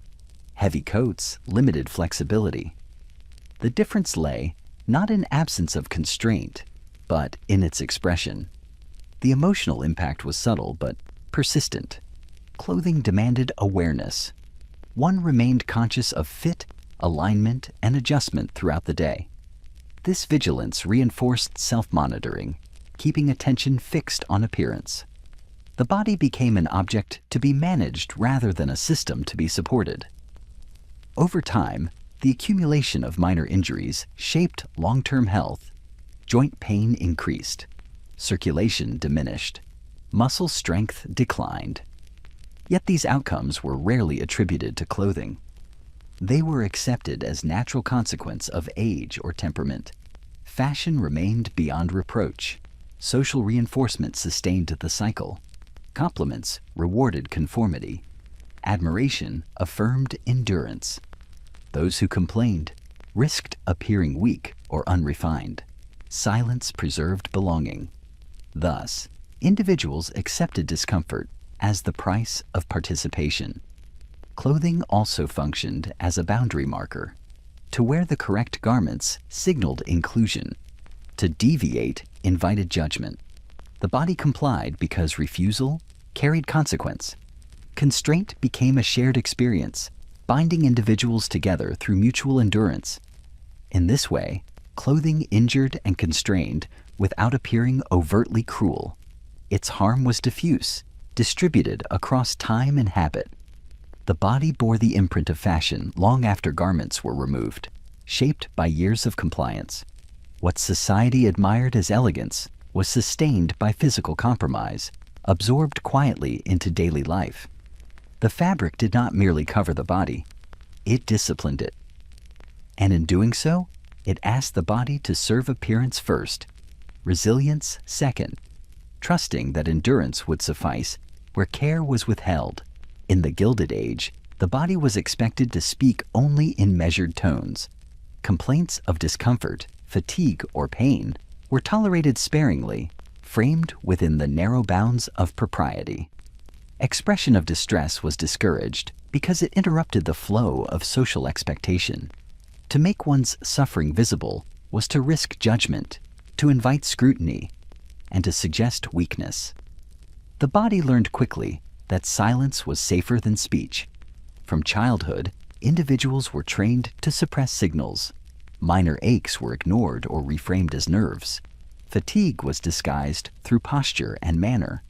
Outward acknowledgement of hunger or exhaustion was curtailed in favor of decorum. Even slight expressions of irritation were tempered by habit. The body became a private ledger, its transactions conducted quietly, its alerts unnoticed by all but the self. Medical encounters reinforced this suppression. Physicians relied upon observation and selective reporting rather than open confession. Patients downplayed symptoms to maintain appearances. They minimized events that might appear excessive or trivial, prioritizing composure over accuracy. The resulting dialogue often reflected social expectation more than physical reality. Gender shaped the pattern of silence. Women were taught that complaining suggested delicacy or improper concern. Their sensations were reframed as sensitivity rather than fact. Men were encouraged to endure. Complaints threatened perceptions of fortitude. Expression was permitted only when it could no longer be concealed, and even then it was tightly managed. Endurance became a silent badge of honor. Social reinforcement extended this restraint. In gatherings, a pale or fatigued face might garner brief attention, but prolonged acknowledgement risked gossip or speculation. Discomfort that disrupted ritualized routines was discouraged. Silence allowed participation to continue uninterrupted, preserving the illusion of order. Bodies learned to comply, prioritizing continuity over self-expression. Clothing and posture aided the suppression of complaint. Corsets, structured garments, and heavy layers constrained movement, limiting the ability to gesticulate or shift in response to pain. Posture was maintained as a form of discipline. The body adapted to these constraints, and over time, the act of ignoring discomfort became habitual. What was inconvenient became normalized. The consequences of sustained silence were subtle but pervasive.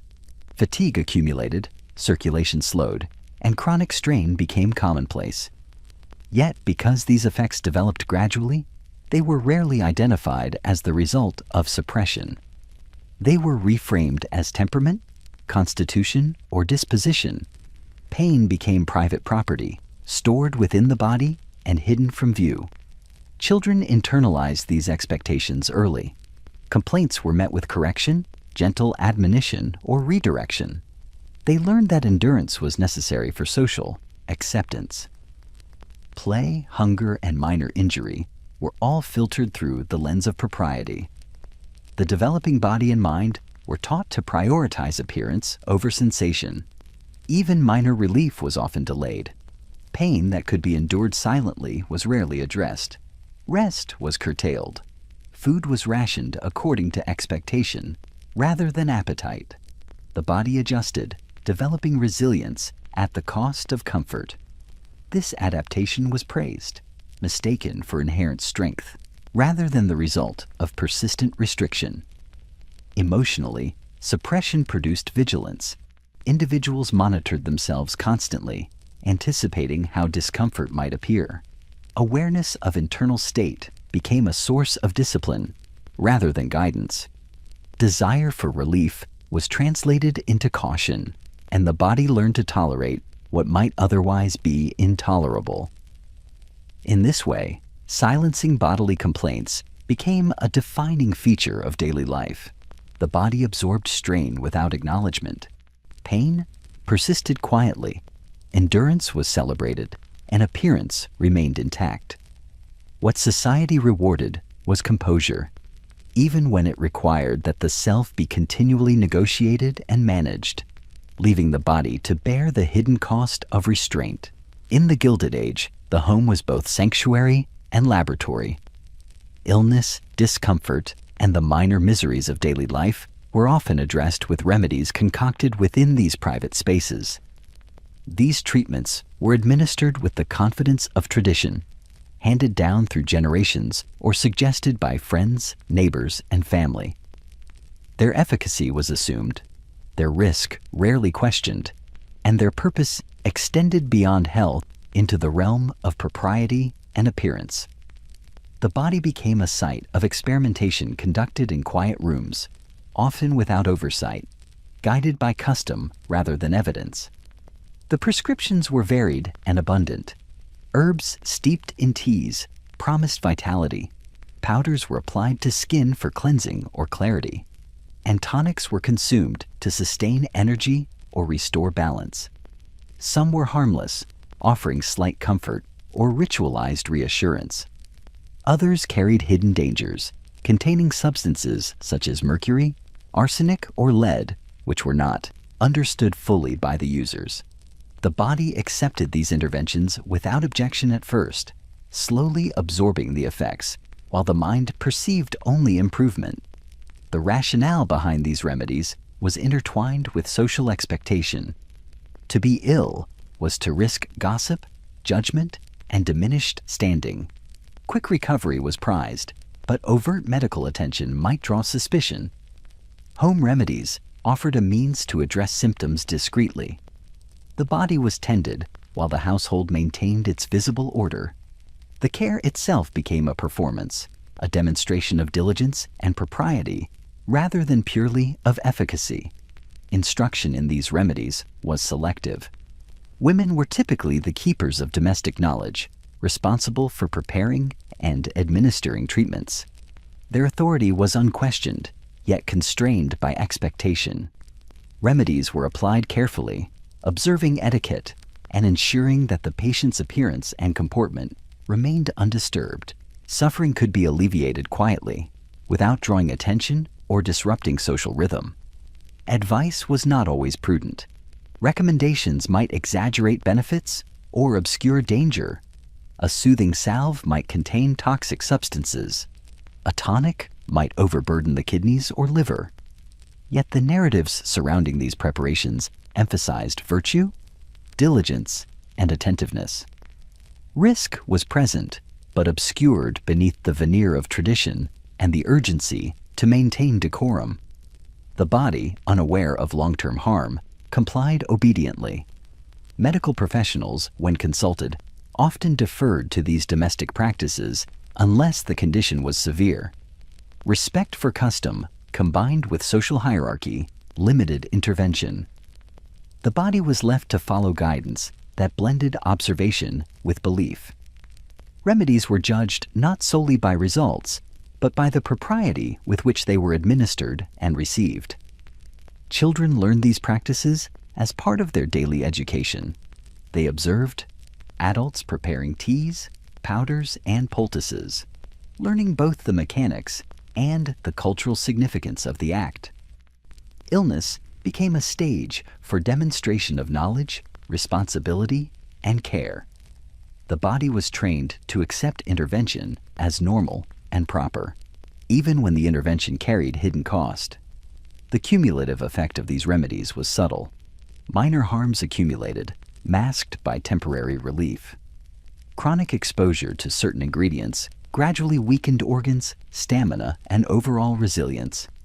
Yet these consequences were often rationalized, attributed to temperament or constitution rather than the treatments themselves. The body adapted quietly, absorbing both benefit and injury with the same outward calm. In this way, home remedies and household advice served dual functions. They preserved the appearance of health while embedding subtle compromise. They maintained social expectation while quietly shaping physical endurance. The body learned to accept intervention without question, often at cost to its own vitality. What was meant to restore frequently carried hidden demands, and the line between care and harm remained blurred, contained within domestic walls and conducted in silence. Physicians in the Gilded Age occupied a delicate position, balancing medical knowledge with the rigid expectations of society. Their authority extended only so far as it respected the norms of propriety, and often their guidance was tempered by concern for appearance and reputation. The doctor's role was as much social as it was clinical, tasked with maintaining the body in a state acceptable to both health and decorum. Visits to a physician were formal affairs. Appointments were scheduled in advance.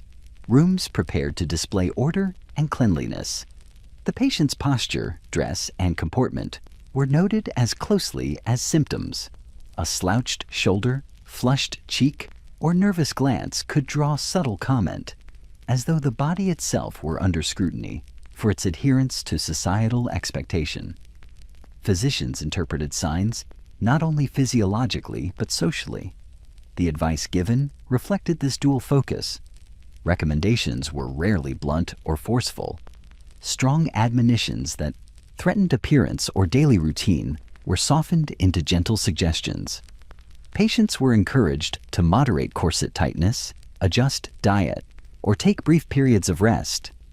Yet, the framing emphasized discretion rather than necessity. Compliance with treatment was measured as much by grace and subtlety as by execution. For women, this dynamic was particularly pronounced. A female patient was observed carefully for signs of overexertion, pallor, or faintness. The physician often advised moderation in activity and consumption, reinforcing ideals of delicacy while preserving health superficially. Strengthening regimens were tempered or omitted, lest they interfere with the cultivation of appearance or comportment. Treatment operated quietly, within the constraints of social acceptability. Men, while afforded somewhat more latitude, encountered similar constraints. Instructions that might require slowing work, reducing effort, or altering daily engagement were framed in terms of balance and stamina rather than necessity. To admit weakness openly was to risk undermining authority. The doctor's counsel therefore reinforced endurance, urging recovery without apparent indulgence. Health was maintained, but only insofar as it did not disturb composure or public function. Medical visits also served as rituals of reassurance. Patients derived comfort from being observed, diagnosed, and instructed, even when interventions were minimal. The act of consulting a physician signaled diligence and self-awareness, reinforcing social standing.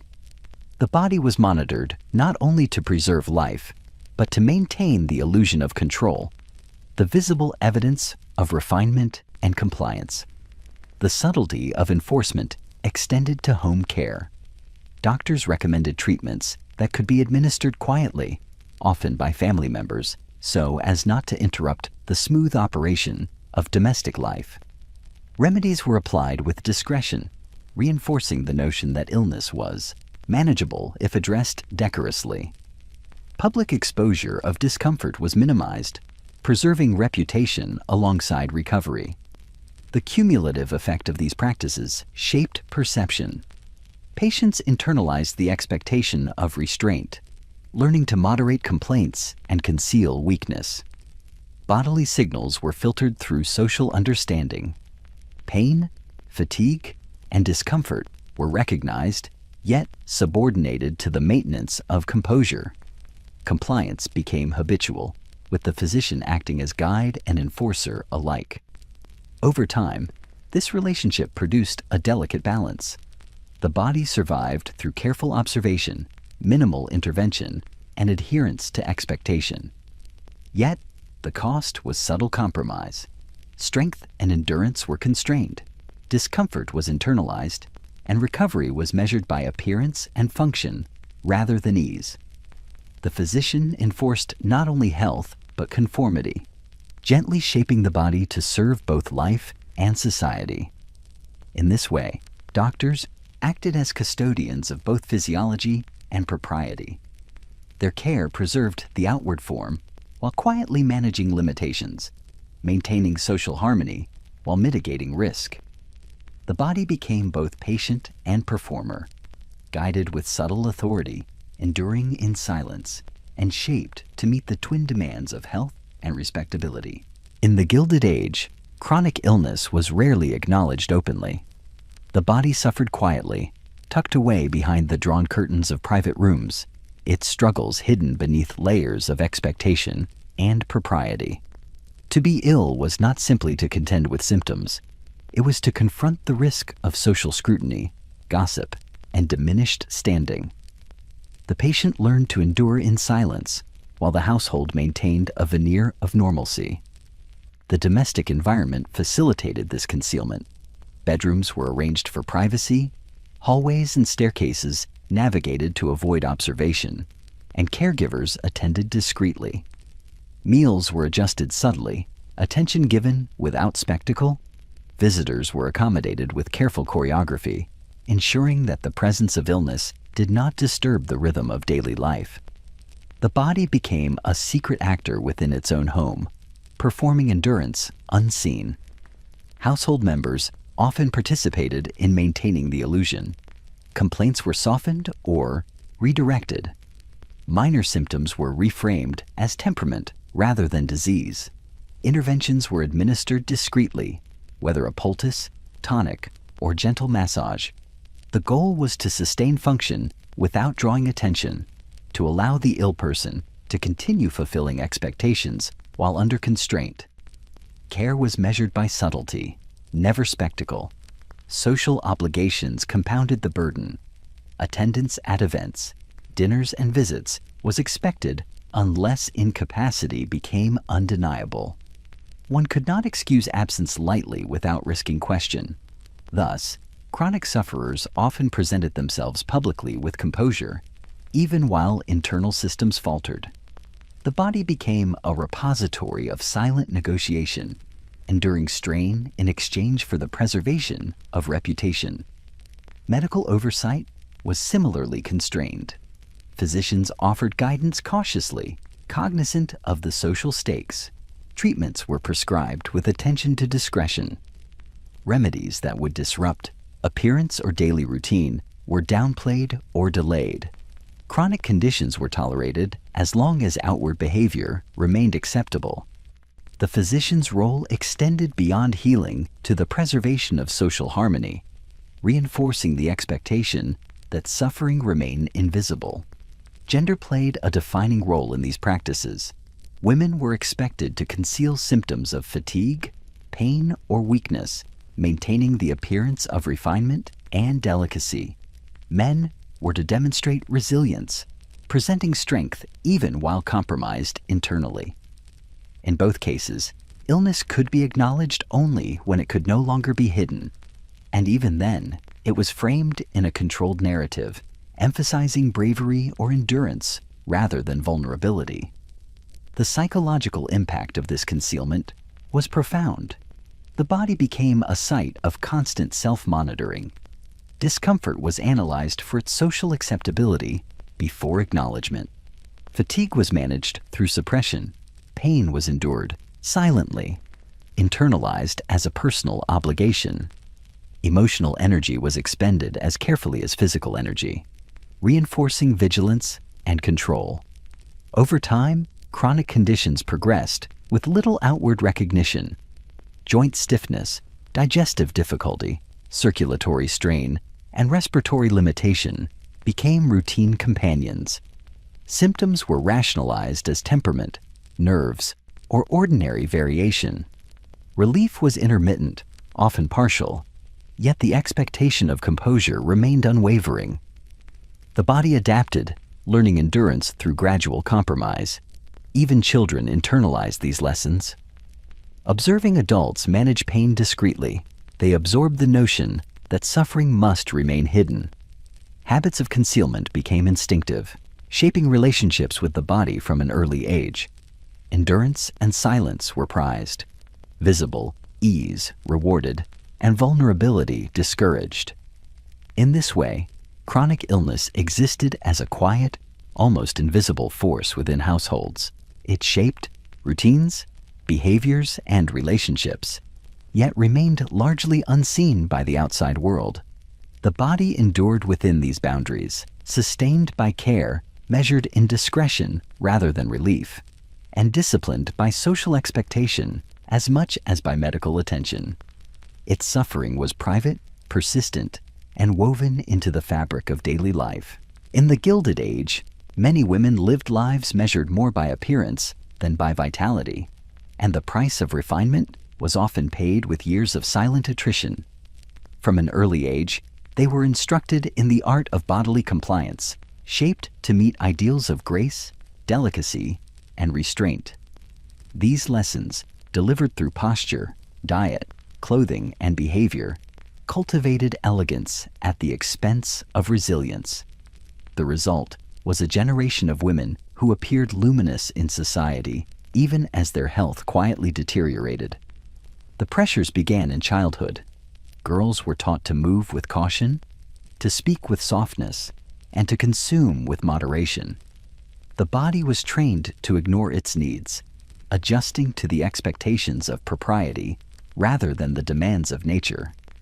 As they matured, the consequences of these lessons became more apparent. Weakness and fatigue were normalized, energy carefully rationed, and discomfort suppressed. Illness became an unwelcome intruder, to be acknowledged privately, never in public. Clothing exacted a continuous toll. Corsets constricted the chest and abdomen, reshaping organs and restricting breathing. Layers of skirts and petticoats added weight, limiting mobility and prolonging strain. Footwear narrowed and elevated, altering balance and posture with each step. Each garment enforced a performance of refinement, making visible grace the ultimate goal, while concealment of discomfort became habitual. The body was always under instruction, expected to maintain appearance regardless of cost. Dietary restraint compounded the burden.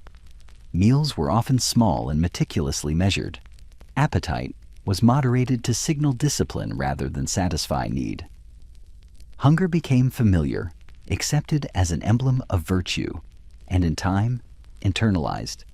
Digestive discomfort, fatigue, and weakness followed, but were rarely traced to their cause. To appear controlled was more important than to be nourished, and the body adapted obediently to these limitations. Medical intervention offered little reprieve. Physicians were cautious in their recommendations, aware of social expectation. Treatments were suggested with discretion, rarely challenging clothing, diet, or routine. Home remedies were often employed instead, reinforcing tradition over evidence. The body learned to tolerate minor ailments, absorbing them quietly and producing the appearance of health even as vitality waned. Social and emotional factors intertwined with physical strain. Women were expected to display composure at all times. Fainting was tolerated as a sign of delicacy, yet frequent illness, lingering fatigue, or visible weakness risked censure. Emotional restraint became habitual, amplifying the toll on the body. Anxiety, disappointment, and exhaustion were internalized, further diminishing stamina. The consequences of this sustained compliance were profound. Muscular strength declined, respiratory capacity diminished, and immune resilience eroded. Chronic conditions, from digestive difficulties to circulatory strain, accumulated slowly. These changes were often interpreted as temperament or delicate constitution, never as the cumulative effect of societal expectation. Illness became quiet, insidious, and normalized. Some women faded visibly while maintaining composure, their appearances unchanged by internal struggle. Others were less fortunate, succumbing to disease at younger ages, often without public acknowledgement of the underlying strain. Life expectancy was influenced less by accident than by decades of regulated endurance, each year of refinement exacting a hidden cost. In this way, the Gilded Age produced women whose bodies were simultaneously admired and imperiled. Elegance and delicacy were prized above strength and vitality, and those who embodied these ideals often did so by silently sacrificing themselves. The body endured not for pleasure or survival, but for expectation, and the result was a quiet attrition that reshaped the female experience for generations, leaving visible beauty as a testament to invisible compromise. In the Gilded Age, men were expected to endure far beyond what the body could comfortably sustain. Strength and fortitude were equated with character, authority, and moral standing. Illness, fatigue, and injury were not signals to pause or rest, but opportunities to demonstrate resilience. The body became a vehicle for proving worth, its limits subordinated to expectation and duty. From early education through professional life, boys were trained to ignore signals of discomfort. Minor aches and pains were treated as trivial, and acknowledgement of fatigue was discouraged. Work, both physical and intellectual, was framed as a demonstration of perseverance. To complain was to risk appearing unmanly, incapable, or insufficiently disciplined. The body learned to endure even when it ached, weakened, or protested silently. Occupational pressures reinforced these lessons. Clerks, tradesmen, and managers alike were expected to maintain daily performance regardless of personal strain. Office hours were long, workdays often unbroken, and absence was tolerated only when absolutely unavoidable. Men navigated fatigue with care, masking weakness through posture, speech, and composure. The external appearance of competence outweighed the internal need for recovery. Medical guidance was cautious in its acknowledgement of these pressures. Physicians advised moderation, yet they were careful not to undermine the social expectation of endurance. Recommendations were softened and tailored to maintain performance, often prioritizing public presence over complete recovery. Treatments were brief and discreet, designed to restore function rather than vitality. The body was managed as an instrument, rather than nurtured as a living system. Men often developed private strategies for concealment. Pain was endured silently, headaches or dizziness ignored, and minor ailments reframed as irritations to overcome. Rest was taken sparingly and often in secrecy. Nutritional needs were subordinated to work schedules. Over time, the body adapted, learning to perform at diminished capacity while giving the outward impression of stability. Collapse was avoided until it could no longer be prevented. The social culture reinforced these habits. Admiration was reserved for visible endurance. A man who continued to work despite discomfort was praised for strength of character. One who withdrew, however, risked being labeled weak or unreliable. Observation of others created a network of expectation, shaping behavior through subtle social pressure. Pain became a private matter, endurance a public virtue. The cumulative effect of these expectations was profound. Chronic fatigue, stress-related illness, and musculoskeletal strain became widespread. Circulatory, digestive, and respiratory systems suffered under prolonged neglect. The body learned to operate in a constrained, compromised state. Decline was gradual, internalized, and rarely recognized until failure became unavoidable. Men also experienced emotional strain. Anxiety, frustration, and mental fatigue were often suppressed alongside physical symptoms. Expression of concern or need was discouraged. The performance of capability became continuous, eroding the boundary between self and duty. Emotional energy was spent maintaining composure as meticulously as physical energy was spent maintaining work. Class distinctions influenced the extent of strain.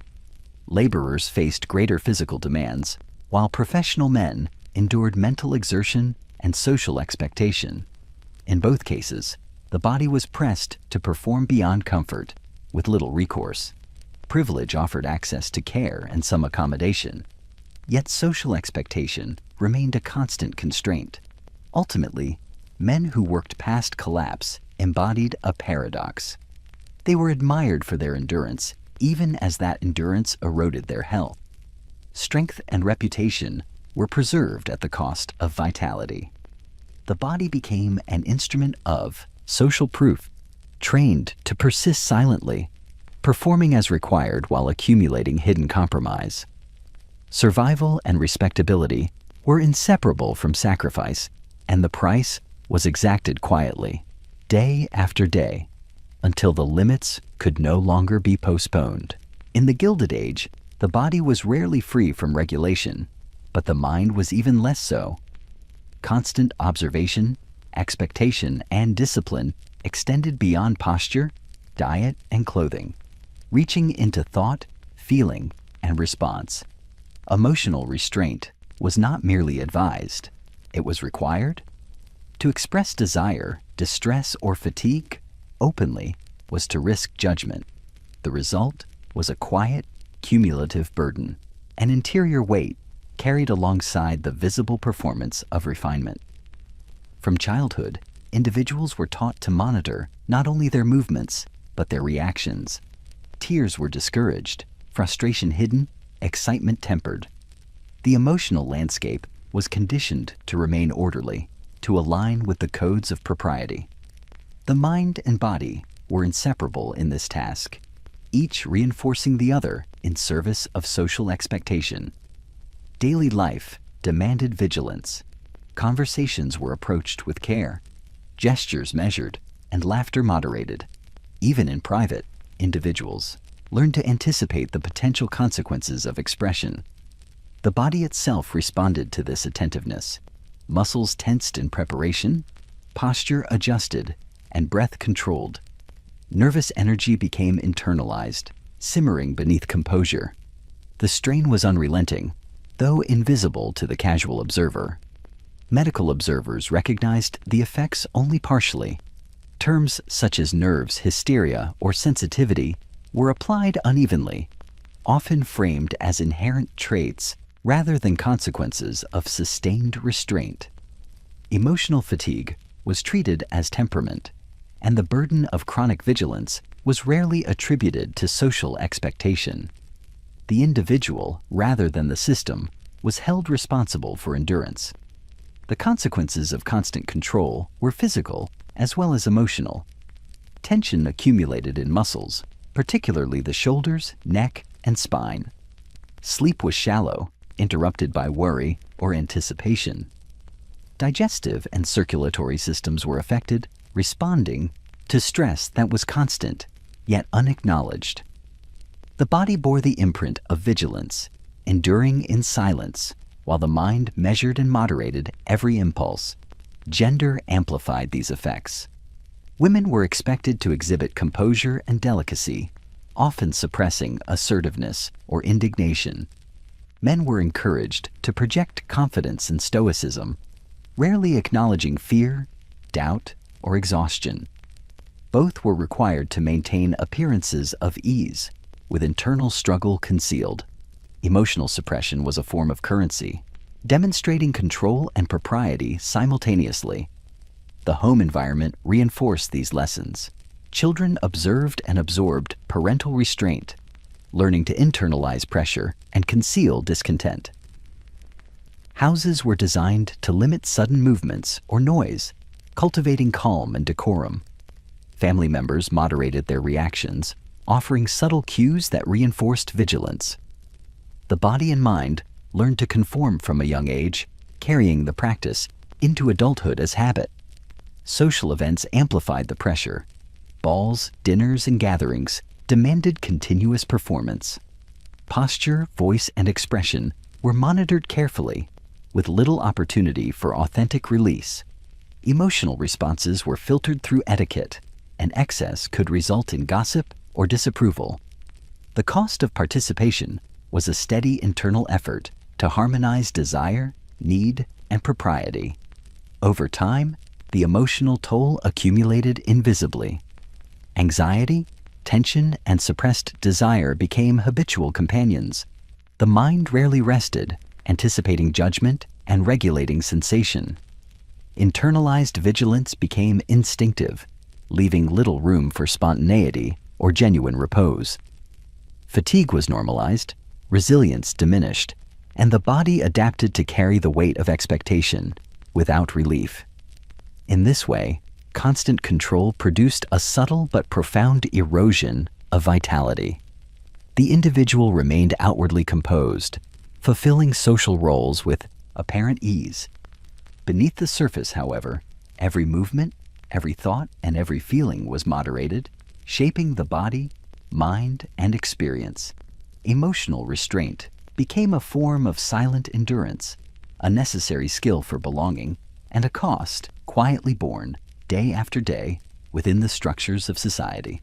In the Gilded Age, the body often became a stage upon which society measured achievement, refinement, and virtue. Public praise was lavished on appearances that conformed to expectation, on composure maintained through difficulty, and on endurance displayed without complaint. Yet beneath these polished surfaces, the body frequently decayed in silence. Health, stamina, and vitality eroded slowly, unnoticed, because success was measured by visibility rather than reality. The signals of praise were immediate and tangible. A woman with a slender waist, a pale complexion, and careful posture received admiration in parlors, at social gatherings, and through whispered approval. A man who persevered through long hours, maintained composure during meetings, and endured minor illness without faltering, was complimented for fortitude and reliability. These visible markers created the illusion of perfection and reinforced the belief that effort alone ensured excellence. Behind closed doors, however, the consequences of these performances accumulated relentlessly. Fatigue, chronic pain, digestive strain, and restricted respiration were common. The body adapted to discomfort, sustaining outward composure while internal systems faltered. Muscles weakened under constant restraint. Circulation slowed, and energy reserves diminished. These changes occurred gradually, hidden beneath layers of clothing, social expectation, and self-discipline. Medical awareness of private decay was limited by social norms. Physicians were often constrained in their advice, offering remedies designed to preserve appearance rather than restore full vitality. Recommendations emphasized moderation and discretion. Treatments that interfered with public presentation were discouraged or delayed. The body was treated as an object to be maintained, managed, and observed for outward performance rather than nurtured for internal resilience. Diet, clothing, and activity reinforced this divergence. Meals were limited, often calculated more for display than nourishment. Corsets, structured garments, and restrictive footwear constrained posture and circulation. Exercise was restricted to maintain elegance and modesty. Each intervention prioritized the visible over the functional, shaping the body to satisfy society while allowing decay to proceed unnoticed. The emotional dimension compounded physical strain. The pressure to appear composed, vigorous, and refined demanded constant attention to expression, gesture, and demeanor. Anxiety, irritation, and exhaustion were suppressed. The mind worked continuously to preserve the appearance of stability, further exhausting resources. The body bore the consequences of this mental vigilance, manifesting tension, fatigue, and slow decline. Children internalized these lessons from the earliest age. They observed adults receiving praise for endurance, elegance, and moderation. They learned that public recognition depended on visible compliance rather than bodily well-being. The value of performance was reinforced through repetition, ritual, and social expectation. Over time, this training ensured that private decay would remain unnoticed while public praise persisted. The gap between external admiration and internal state allowed social hierarchies to flourish. Those who could maintain appearances despite declining health were rewarded with status, influence, and opportunity.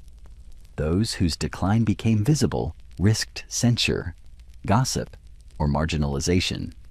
The body became a repository of invisible effort, sustaining social structure at a personal cost. Ultimately, public praise and private decay existed in a delicate balance. The body was disciplined to satisfy others, and the mind was trained to suppress evidence of vulnerability. What was celebrated outwardly concealed the toll extracted inwardly. The visible perfection of posture, complexion, and composure masked the gradual weakening of the systems beneath. In this way, society honored endurance, elegance, and refinement, while the very bodies that embodied them quietly eroded, sustaining appearances at the expense of vitality and true health. In the Gilded Age, health was intertwined with social station. The ability to maintain appearance, composure, and vitality was not universally accessible. It was shaped by resources, domestic support, and social expectation. The well-to-do could afford both the time and the means to endure restraint and follow prescribed routines. Those without wealth or position were left to contend with physical demands with far fewer safeguards, and their bodies bore the consequences more visibly. Access to sufficient nutrition was central to this division. Wealth allowed for carefully measured meals, consistent schedules, and delicacies that signaled refinement. Hunger could be managed as a symbol of virtue rather than a threat to function. For those with fewer means, food was less reliable, less varied, and often more taxing to acquire. Appetite could not be subordinated to propriety because survival demanded attention. The disparity created visible differences in physique, complexion, and stamina, reinforcing the perception that health itself reflected character and social worth. Clothing further amplified class distinctions. Expensive garments were designed to enforce posture, preserve modesty, and communicate status. Corsets, structured dresses, and tailored shoes imposed constraints that were a luxury to bear gracefully. For the laboring classes, clothing prioritized durability and practicality, allowing freedom of movement, but offering no opportunity to signal refinement. The shape of the body became an unmistakable indicator of social standing, with elegance and constraint available only to those who could afford them. Medical care, similarly, was stratified.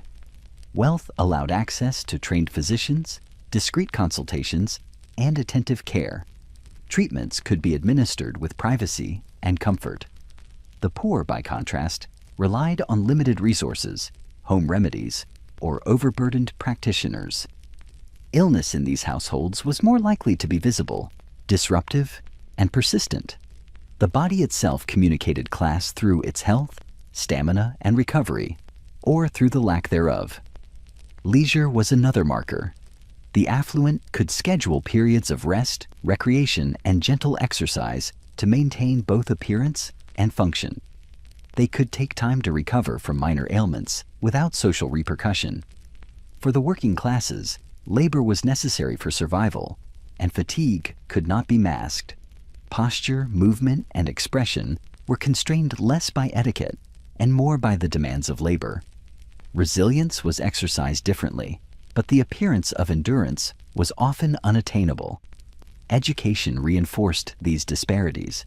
Children of privilege were taught early to observe and regulate their bodies, cultivating refinement as a skill. Lessons in posture, restraint, and composure prepared them to inhabit the expectations of their class. Children of lesser means learned endurance through necessity, not instruction. Their bodies were trained to perform work and tolerate hardship rather than signal virtue, and the distinctions became embedded over time. The perception of moral worth became entangled with these differences. Observers interpreted delicacy, elegance, and composure as signs of discipline, intelligence, and refinement. Frailty in those who could afford care was celebrated, while visible strain in those without resources was judged as weakness. Health thus functioned as both a literal and symbolic divider, reinforcing hierarchies of class under the guise of natural difference. Even within households, these distinctions were internalized. Wealthy individuals endured minor discomfort to maintain appearance and social expectation. Their vulnerability remained largely private. For those with fewer means, struggle was unavoidable and often exposed. The body's condition reflected both opportunity and restriction, reinforcing the social hierarchy through lived experience. In this way, health became a silent instrument of class enforcement. The body signaled station through appearance, endurance, and comportment. What was praised in one household would be condemned in another. Vitality was a resource distributed unevenly, shaped by opportunity, instruction, and expectation. The Gilded Age thus defined more than etiquette and fashion.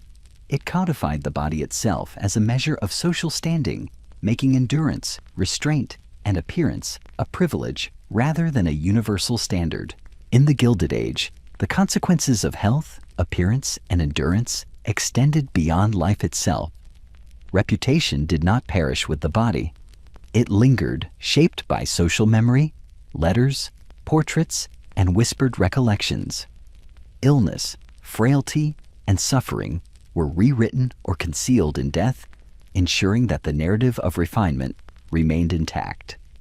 The living body might falter, but the remembered body was carefully curated to preserve social order and esteem. Funerals were ritualized expressions of this principle. The presentation of the deceased mattered as much as the ceremony itself. Clothing was arranged to display propriety and taste. Posture was adjusted to convey dignity even in repose, and pallor was softened through fabric, wax, or powder. The aim was to maintain the appearance of vitality and grace, masking the years of endurance, illness, or strain that had compromised the body quietly. Obituaries and family records performed a similar function. Illnesses were minimized or attributed to brief misfortune rather than chronic weakness. Enduring hardship was sometimes framed as virtue, a demonstration of perseverance rather than a signal of limitation. A woman who had faded early was remembered for her delicacy and sensitivity. A man who had worked past collapse was lauded for strength of character. The narrative honored appearance, resilience, and conformity above physical truth. Even portraits and photographs were shaped to reinforce this ideal. Sitting for a likeness required effort and discipline, but the body was guided to appear upright, composed, and unaffected.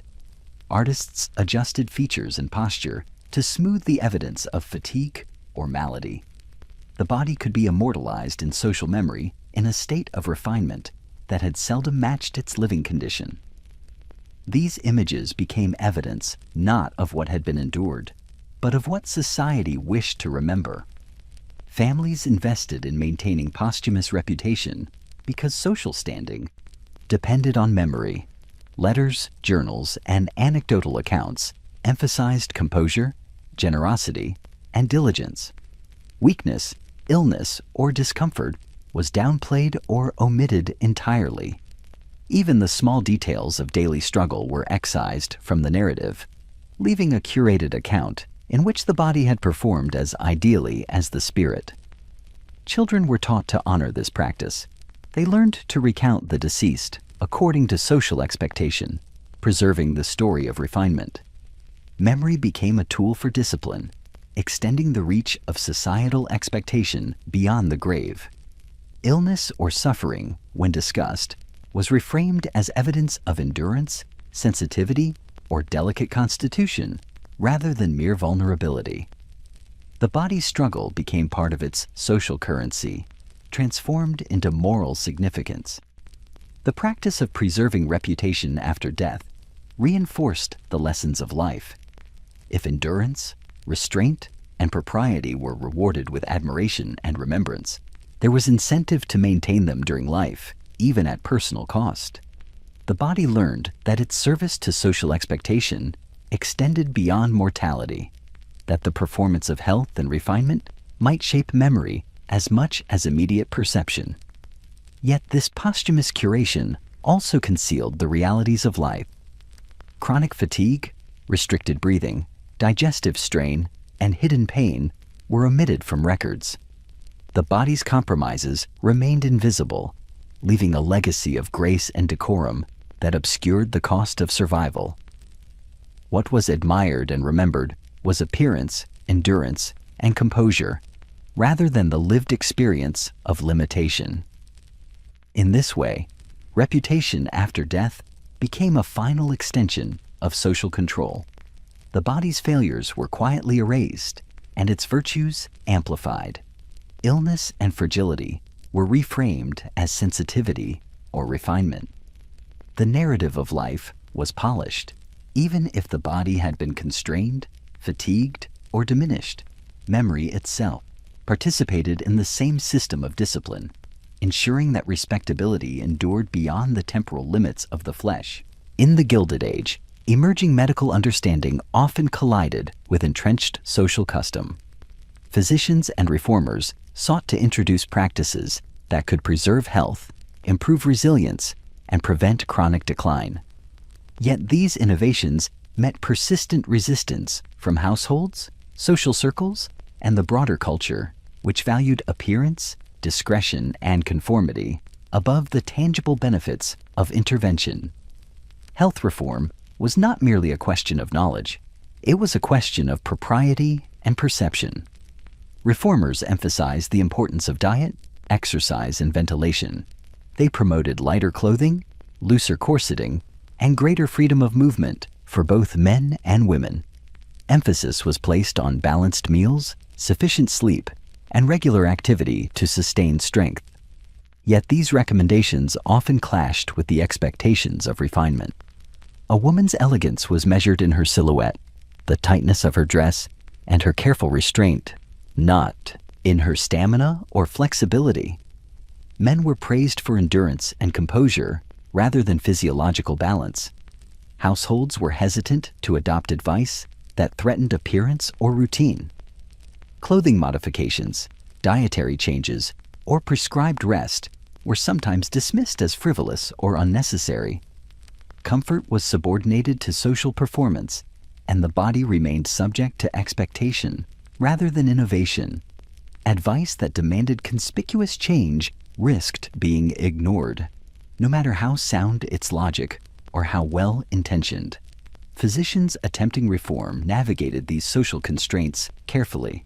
They recommended modifications in subtle ways, emphasizing moderation and gradual implementation. Sudden or radical change was likely to provoke objection or ridicule. Reform was often reframed as enhancement rather than correction, allowing the patient to preserve dignity while adjusting behavior. Compliance was partial, cautious, and measured against appearance and propriety. Resistance was reinforced by social observation. Individuals were conscious of the scrutiny of friends, family, and neighbors.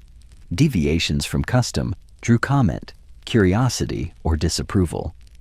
Even those with access to knowledge and resources hesitated to implement it fully, for the cost was not merely physical, but social. The body could recover or improve, but only if such recovery did not compromise standing or decorum. Children internalized these lessons early, observing the gap between advice and practice. They noted that comfort was often sacrificed for appearance, and that reform was acceptable only when invisible. Habits of endurance, restraint, and compliance became deeply embedded, reinforced by observation, repetition, and expectation. Bodies were conditioned to follow long-established routines, even when alternative practices promised greater health. Economic factors further complicated reform. Those with sufficient resources could experiment with changes safely, purchasing lighter fabrics, improved diet, and medical consultation. Those without wealth were often constrained by necessity, unable to adopt even beneficial practices. Health reform was thus entwined with social privilege, available in theory, but limited in practice. Resistance was both cultural and structural. Over time, reform produced uneven results. Some individuals incorporated innovations quietly, adjusting habits and garments to improve well-being without disrupting appearance. Others maintained tradition, accepting ongoing strain as inevitable. The body adapted in each case, either absorbing new practices cautiously or enduring old pressures with quiet compliance. Visible refinement persisted regardless of internal compromise. In this way, medical reform encountered a society that valued appearance, control, and continuity above the body's long-term welfare. Knowledge alone was insufficient to overcome expectation. The body remained a site of negotiation between care and custom, with the scales weighted heavily toward conformity. Innovation was filtered, delayed, or partially adopted, leaving the principles of health subservient to the imperatives of social propriety. The ideal of refinement continued to shape both action and perception, often at the expense of vitality. In the Gilded Age, the consequences of decades spent under social and bodily discipline often became apparent only after it was too late to reverse them. By the time awareness arrived, the effects of constrained posture, restricted breathing, tight clothing, and chronic restraint had accumulated. The body had adapted to limitation, endurance, and subtle injury, and reclamation required a vigilance and effort that many could scarcely summon. What might have been corrected gradually had been allowed to become entrenched, leaving repair laborious, incomplete, and often bittersweet. Individuals occasionally sought restoration when symptoms could no longer be ignored. Fatigue, breathlessness, weakness, or digestive upset might prompt a reevaluation of diet, clothing, or routine. Lightening corsets, incorporating gentle exercise, or improving ventilation and diet could yield relief. Yet even the most diligent efforts could not fully reverse years of adaptation. Bones had been reshaped, muscles had weakened, and circulatory patterns had accommodated restriction. The body had learned to survive in a compromised state, and readjustment was slow and measured. Awareness of limitation was accompanied by frustration and regret. Individuals recognized how long-standing habits had exacted a price, yet had previously adhered to them for reasons of propriety, expectation, or admiration. The body bore silent testimony to compromise. A ledger of endurance recorded intention, diminished strength, and occasional pain. Reclamation was therefore both physical and emotional, requiring acknowledgement of harm long ignored and habits long practiced. Medical counsel could assist, but intervention was constrained. Physicians recommended gradual restoration through diet, posture, and activity. Treatment emphasized moderation to prevent further injury. Rapid correction was discouraged. The process was deliberate, requiring patience and attentiveness. Progress was measured in subtle gains rather than dramatic transformation. Even with guidance, recovery rarely restored the body to its unencumbered state of youth or unstrained vitality. The social dimension complicated reclamation. Even when individuals pursued greater freedom in posture, movement, or diet, external expectation continued to exert influence. Elegance and propriety remained valued, and radical changes risked attention or censure. The body, newly attuned to care, still navigated the pressures of presentation. Recovery was never solely physiological. It was negotiated within social boundaries as well. The emotional burden of late reclamation was considerable. Individuals confronted the tension between desire for ease and ingrained habits of restraint. The mind had long interpreted pain, fatigue, and restriction as natural, rather than imposed. Learning to trust the body's signals required conscious effort. Anxiety, hesitation, and doubt accompanied the slow process of readjustment. Children and younger observers, when permitted to witness reclamation, often learned a cautionary lesson. They saw that compliance and appearance came at a cost, that endurance could be admired yet extract a hidden toll. The narrative of effort and restraint was tempered by the visible consequences, yet for many, such insight arrived after the formative years had reinforced habitual suppression and obedience. Ultimately, the body's late reclamation highlighted the cumulative cost of living under constant social regulation. Improvement was possible, but always partial. Energy returned slowly. Posture adjusted incrementally. and strength rebuilt carefully. What had been lost through years of expectation and restraint could rarely be fully restored, leaving the individual both relieved and aware of the years spent under invisible constraint. In this way, the Gilded Age left a legacy on the body that persisted even as knowledge and awareness increased. Restoration arrived too late to undo all effects, but it offered insight, measured improvement, and a cautious sense of agency. The body, long disciplined for propriety, began at last to reclaim some of its vitality, yet always within the shadow of lessons learned from decades of obedience, endurance, and quiet compromise. The corset was the most visible symbol of Gilded Age refinement, yet it concealed far more than shape. Beneath the fabric and whalebone, the body endured a constellation of compromises, quiet hardships, and adaptations that rarely drew notice. It was an instrument of conformity, enforcing elegance while masking the physical and emotional costs of compliance. What appeared graceful and disciplined was supported by invisible constraint and persistent fatigue, a truth seldom acknowledged by observers or even the wearer. The act of lacing was itself a ritual of endurance. Each tightening demanded attention, careful alignment, and willingness to tolerate pressure. Breath was restricted, ribs shifted, and internal organs accommodated their new positions with remarkable, if taxing, flexibility. Over time, the body adjusted, learning to perform with efficiency within these imposed boundaries. The pain that accompanied the process became normalized, framed as part of refinement rather than a warning to heed. Movement was shaped subtly yet persistently. Walking, sitting, and bending were moderated to prevent disturbance of the constricted torso. Gestures were measured, steps calculated, and posture maintained continuously. Even in repose, the body was disciplined, muscles subtly activated to preserve alignment. What appeared effortless was the result of constant vigilance, a quiet negotiation between necessity and presentation.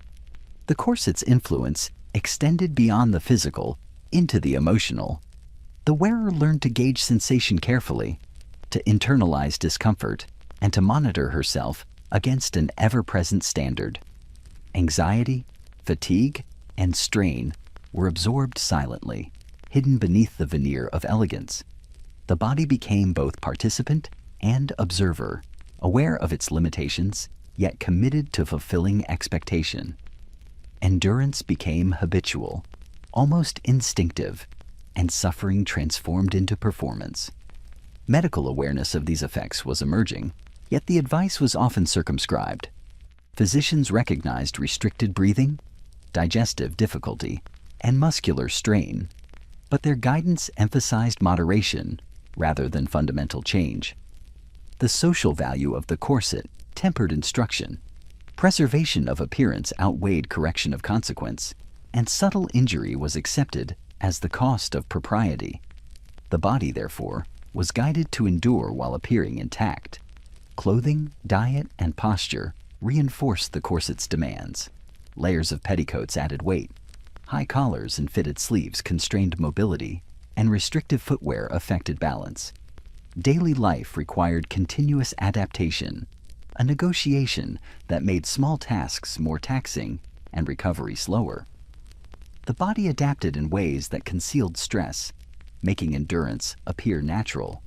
The toll accumulated gradually, invisible until long after it had shaped strength, stamina, and resilience. The symbolism of the corset extended to memory and social narrative. Chronic discomfort, fatigue, and restriction were rarely recorded. What remained was the image of poise, refinement, and discipline. Diaries, portraits, and social commentary celebrated elegance, often obscuring the years of private sacrifice that had sustained it. Pain and limitation became invisible, acknowledged only in passing or within the intimate circle of the household. By the end of its influence, the corset had concealed more than a waist. It had hidden the compromises of health, the slow erosion of strength, and the emotional labor of continual self-monitoring. It had shaped bodies to conform, conditioned minds to accept discomfort, and imposed a quiet, invisible hierarchy between appearance and vitality. Those who endured were admired for grace, but their endurance remained largely unseen, a hidden testament to the demands of propriety. In this way, the corset functioned as both garment and governance. It disciplined without words, enforced order through pressure, and maintained appearances even as the body quietly faltered. What it concealed was the truth of the physical and emotional cost of refinement, the price paid in silence for the preservation of social ideal. Elegance survived because bodies had been trained to endure, yet the vitality sacrificed to sustain it was rarely acknowledged, leaving behind a history of beauty shadowed by constraint, suffering, and unspoken compromise.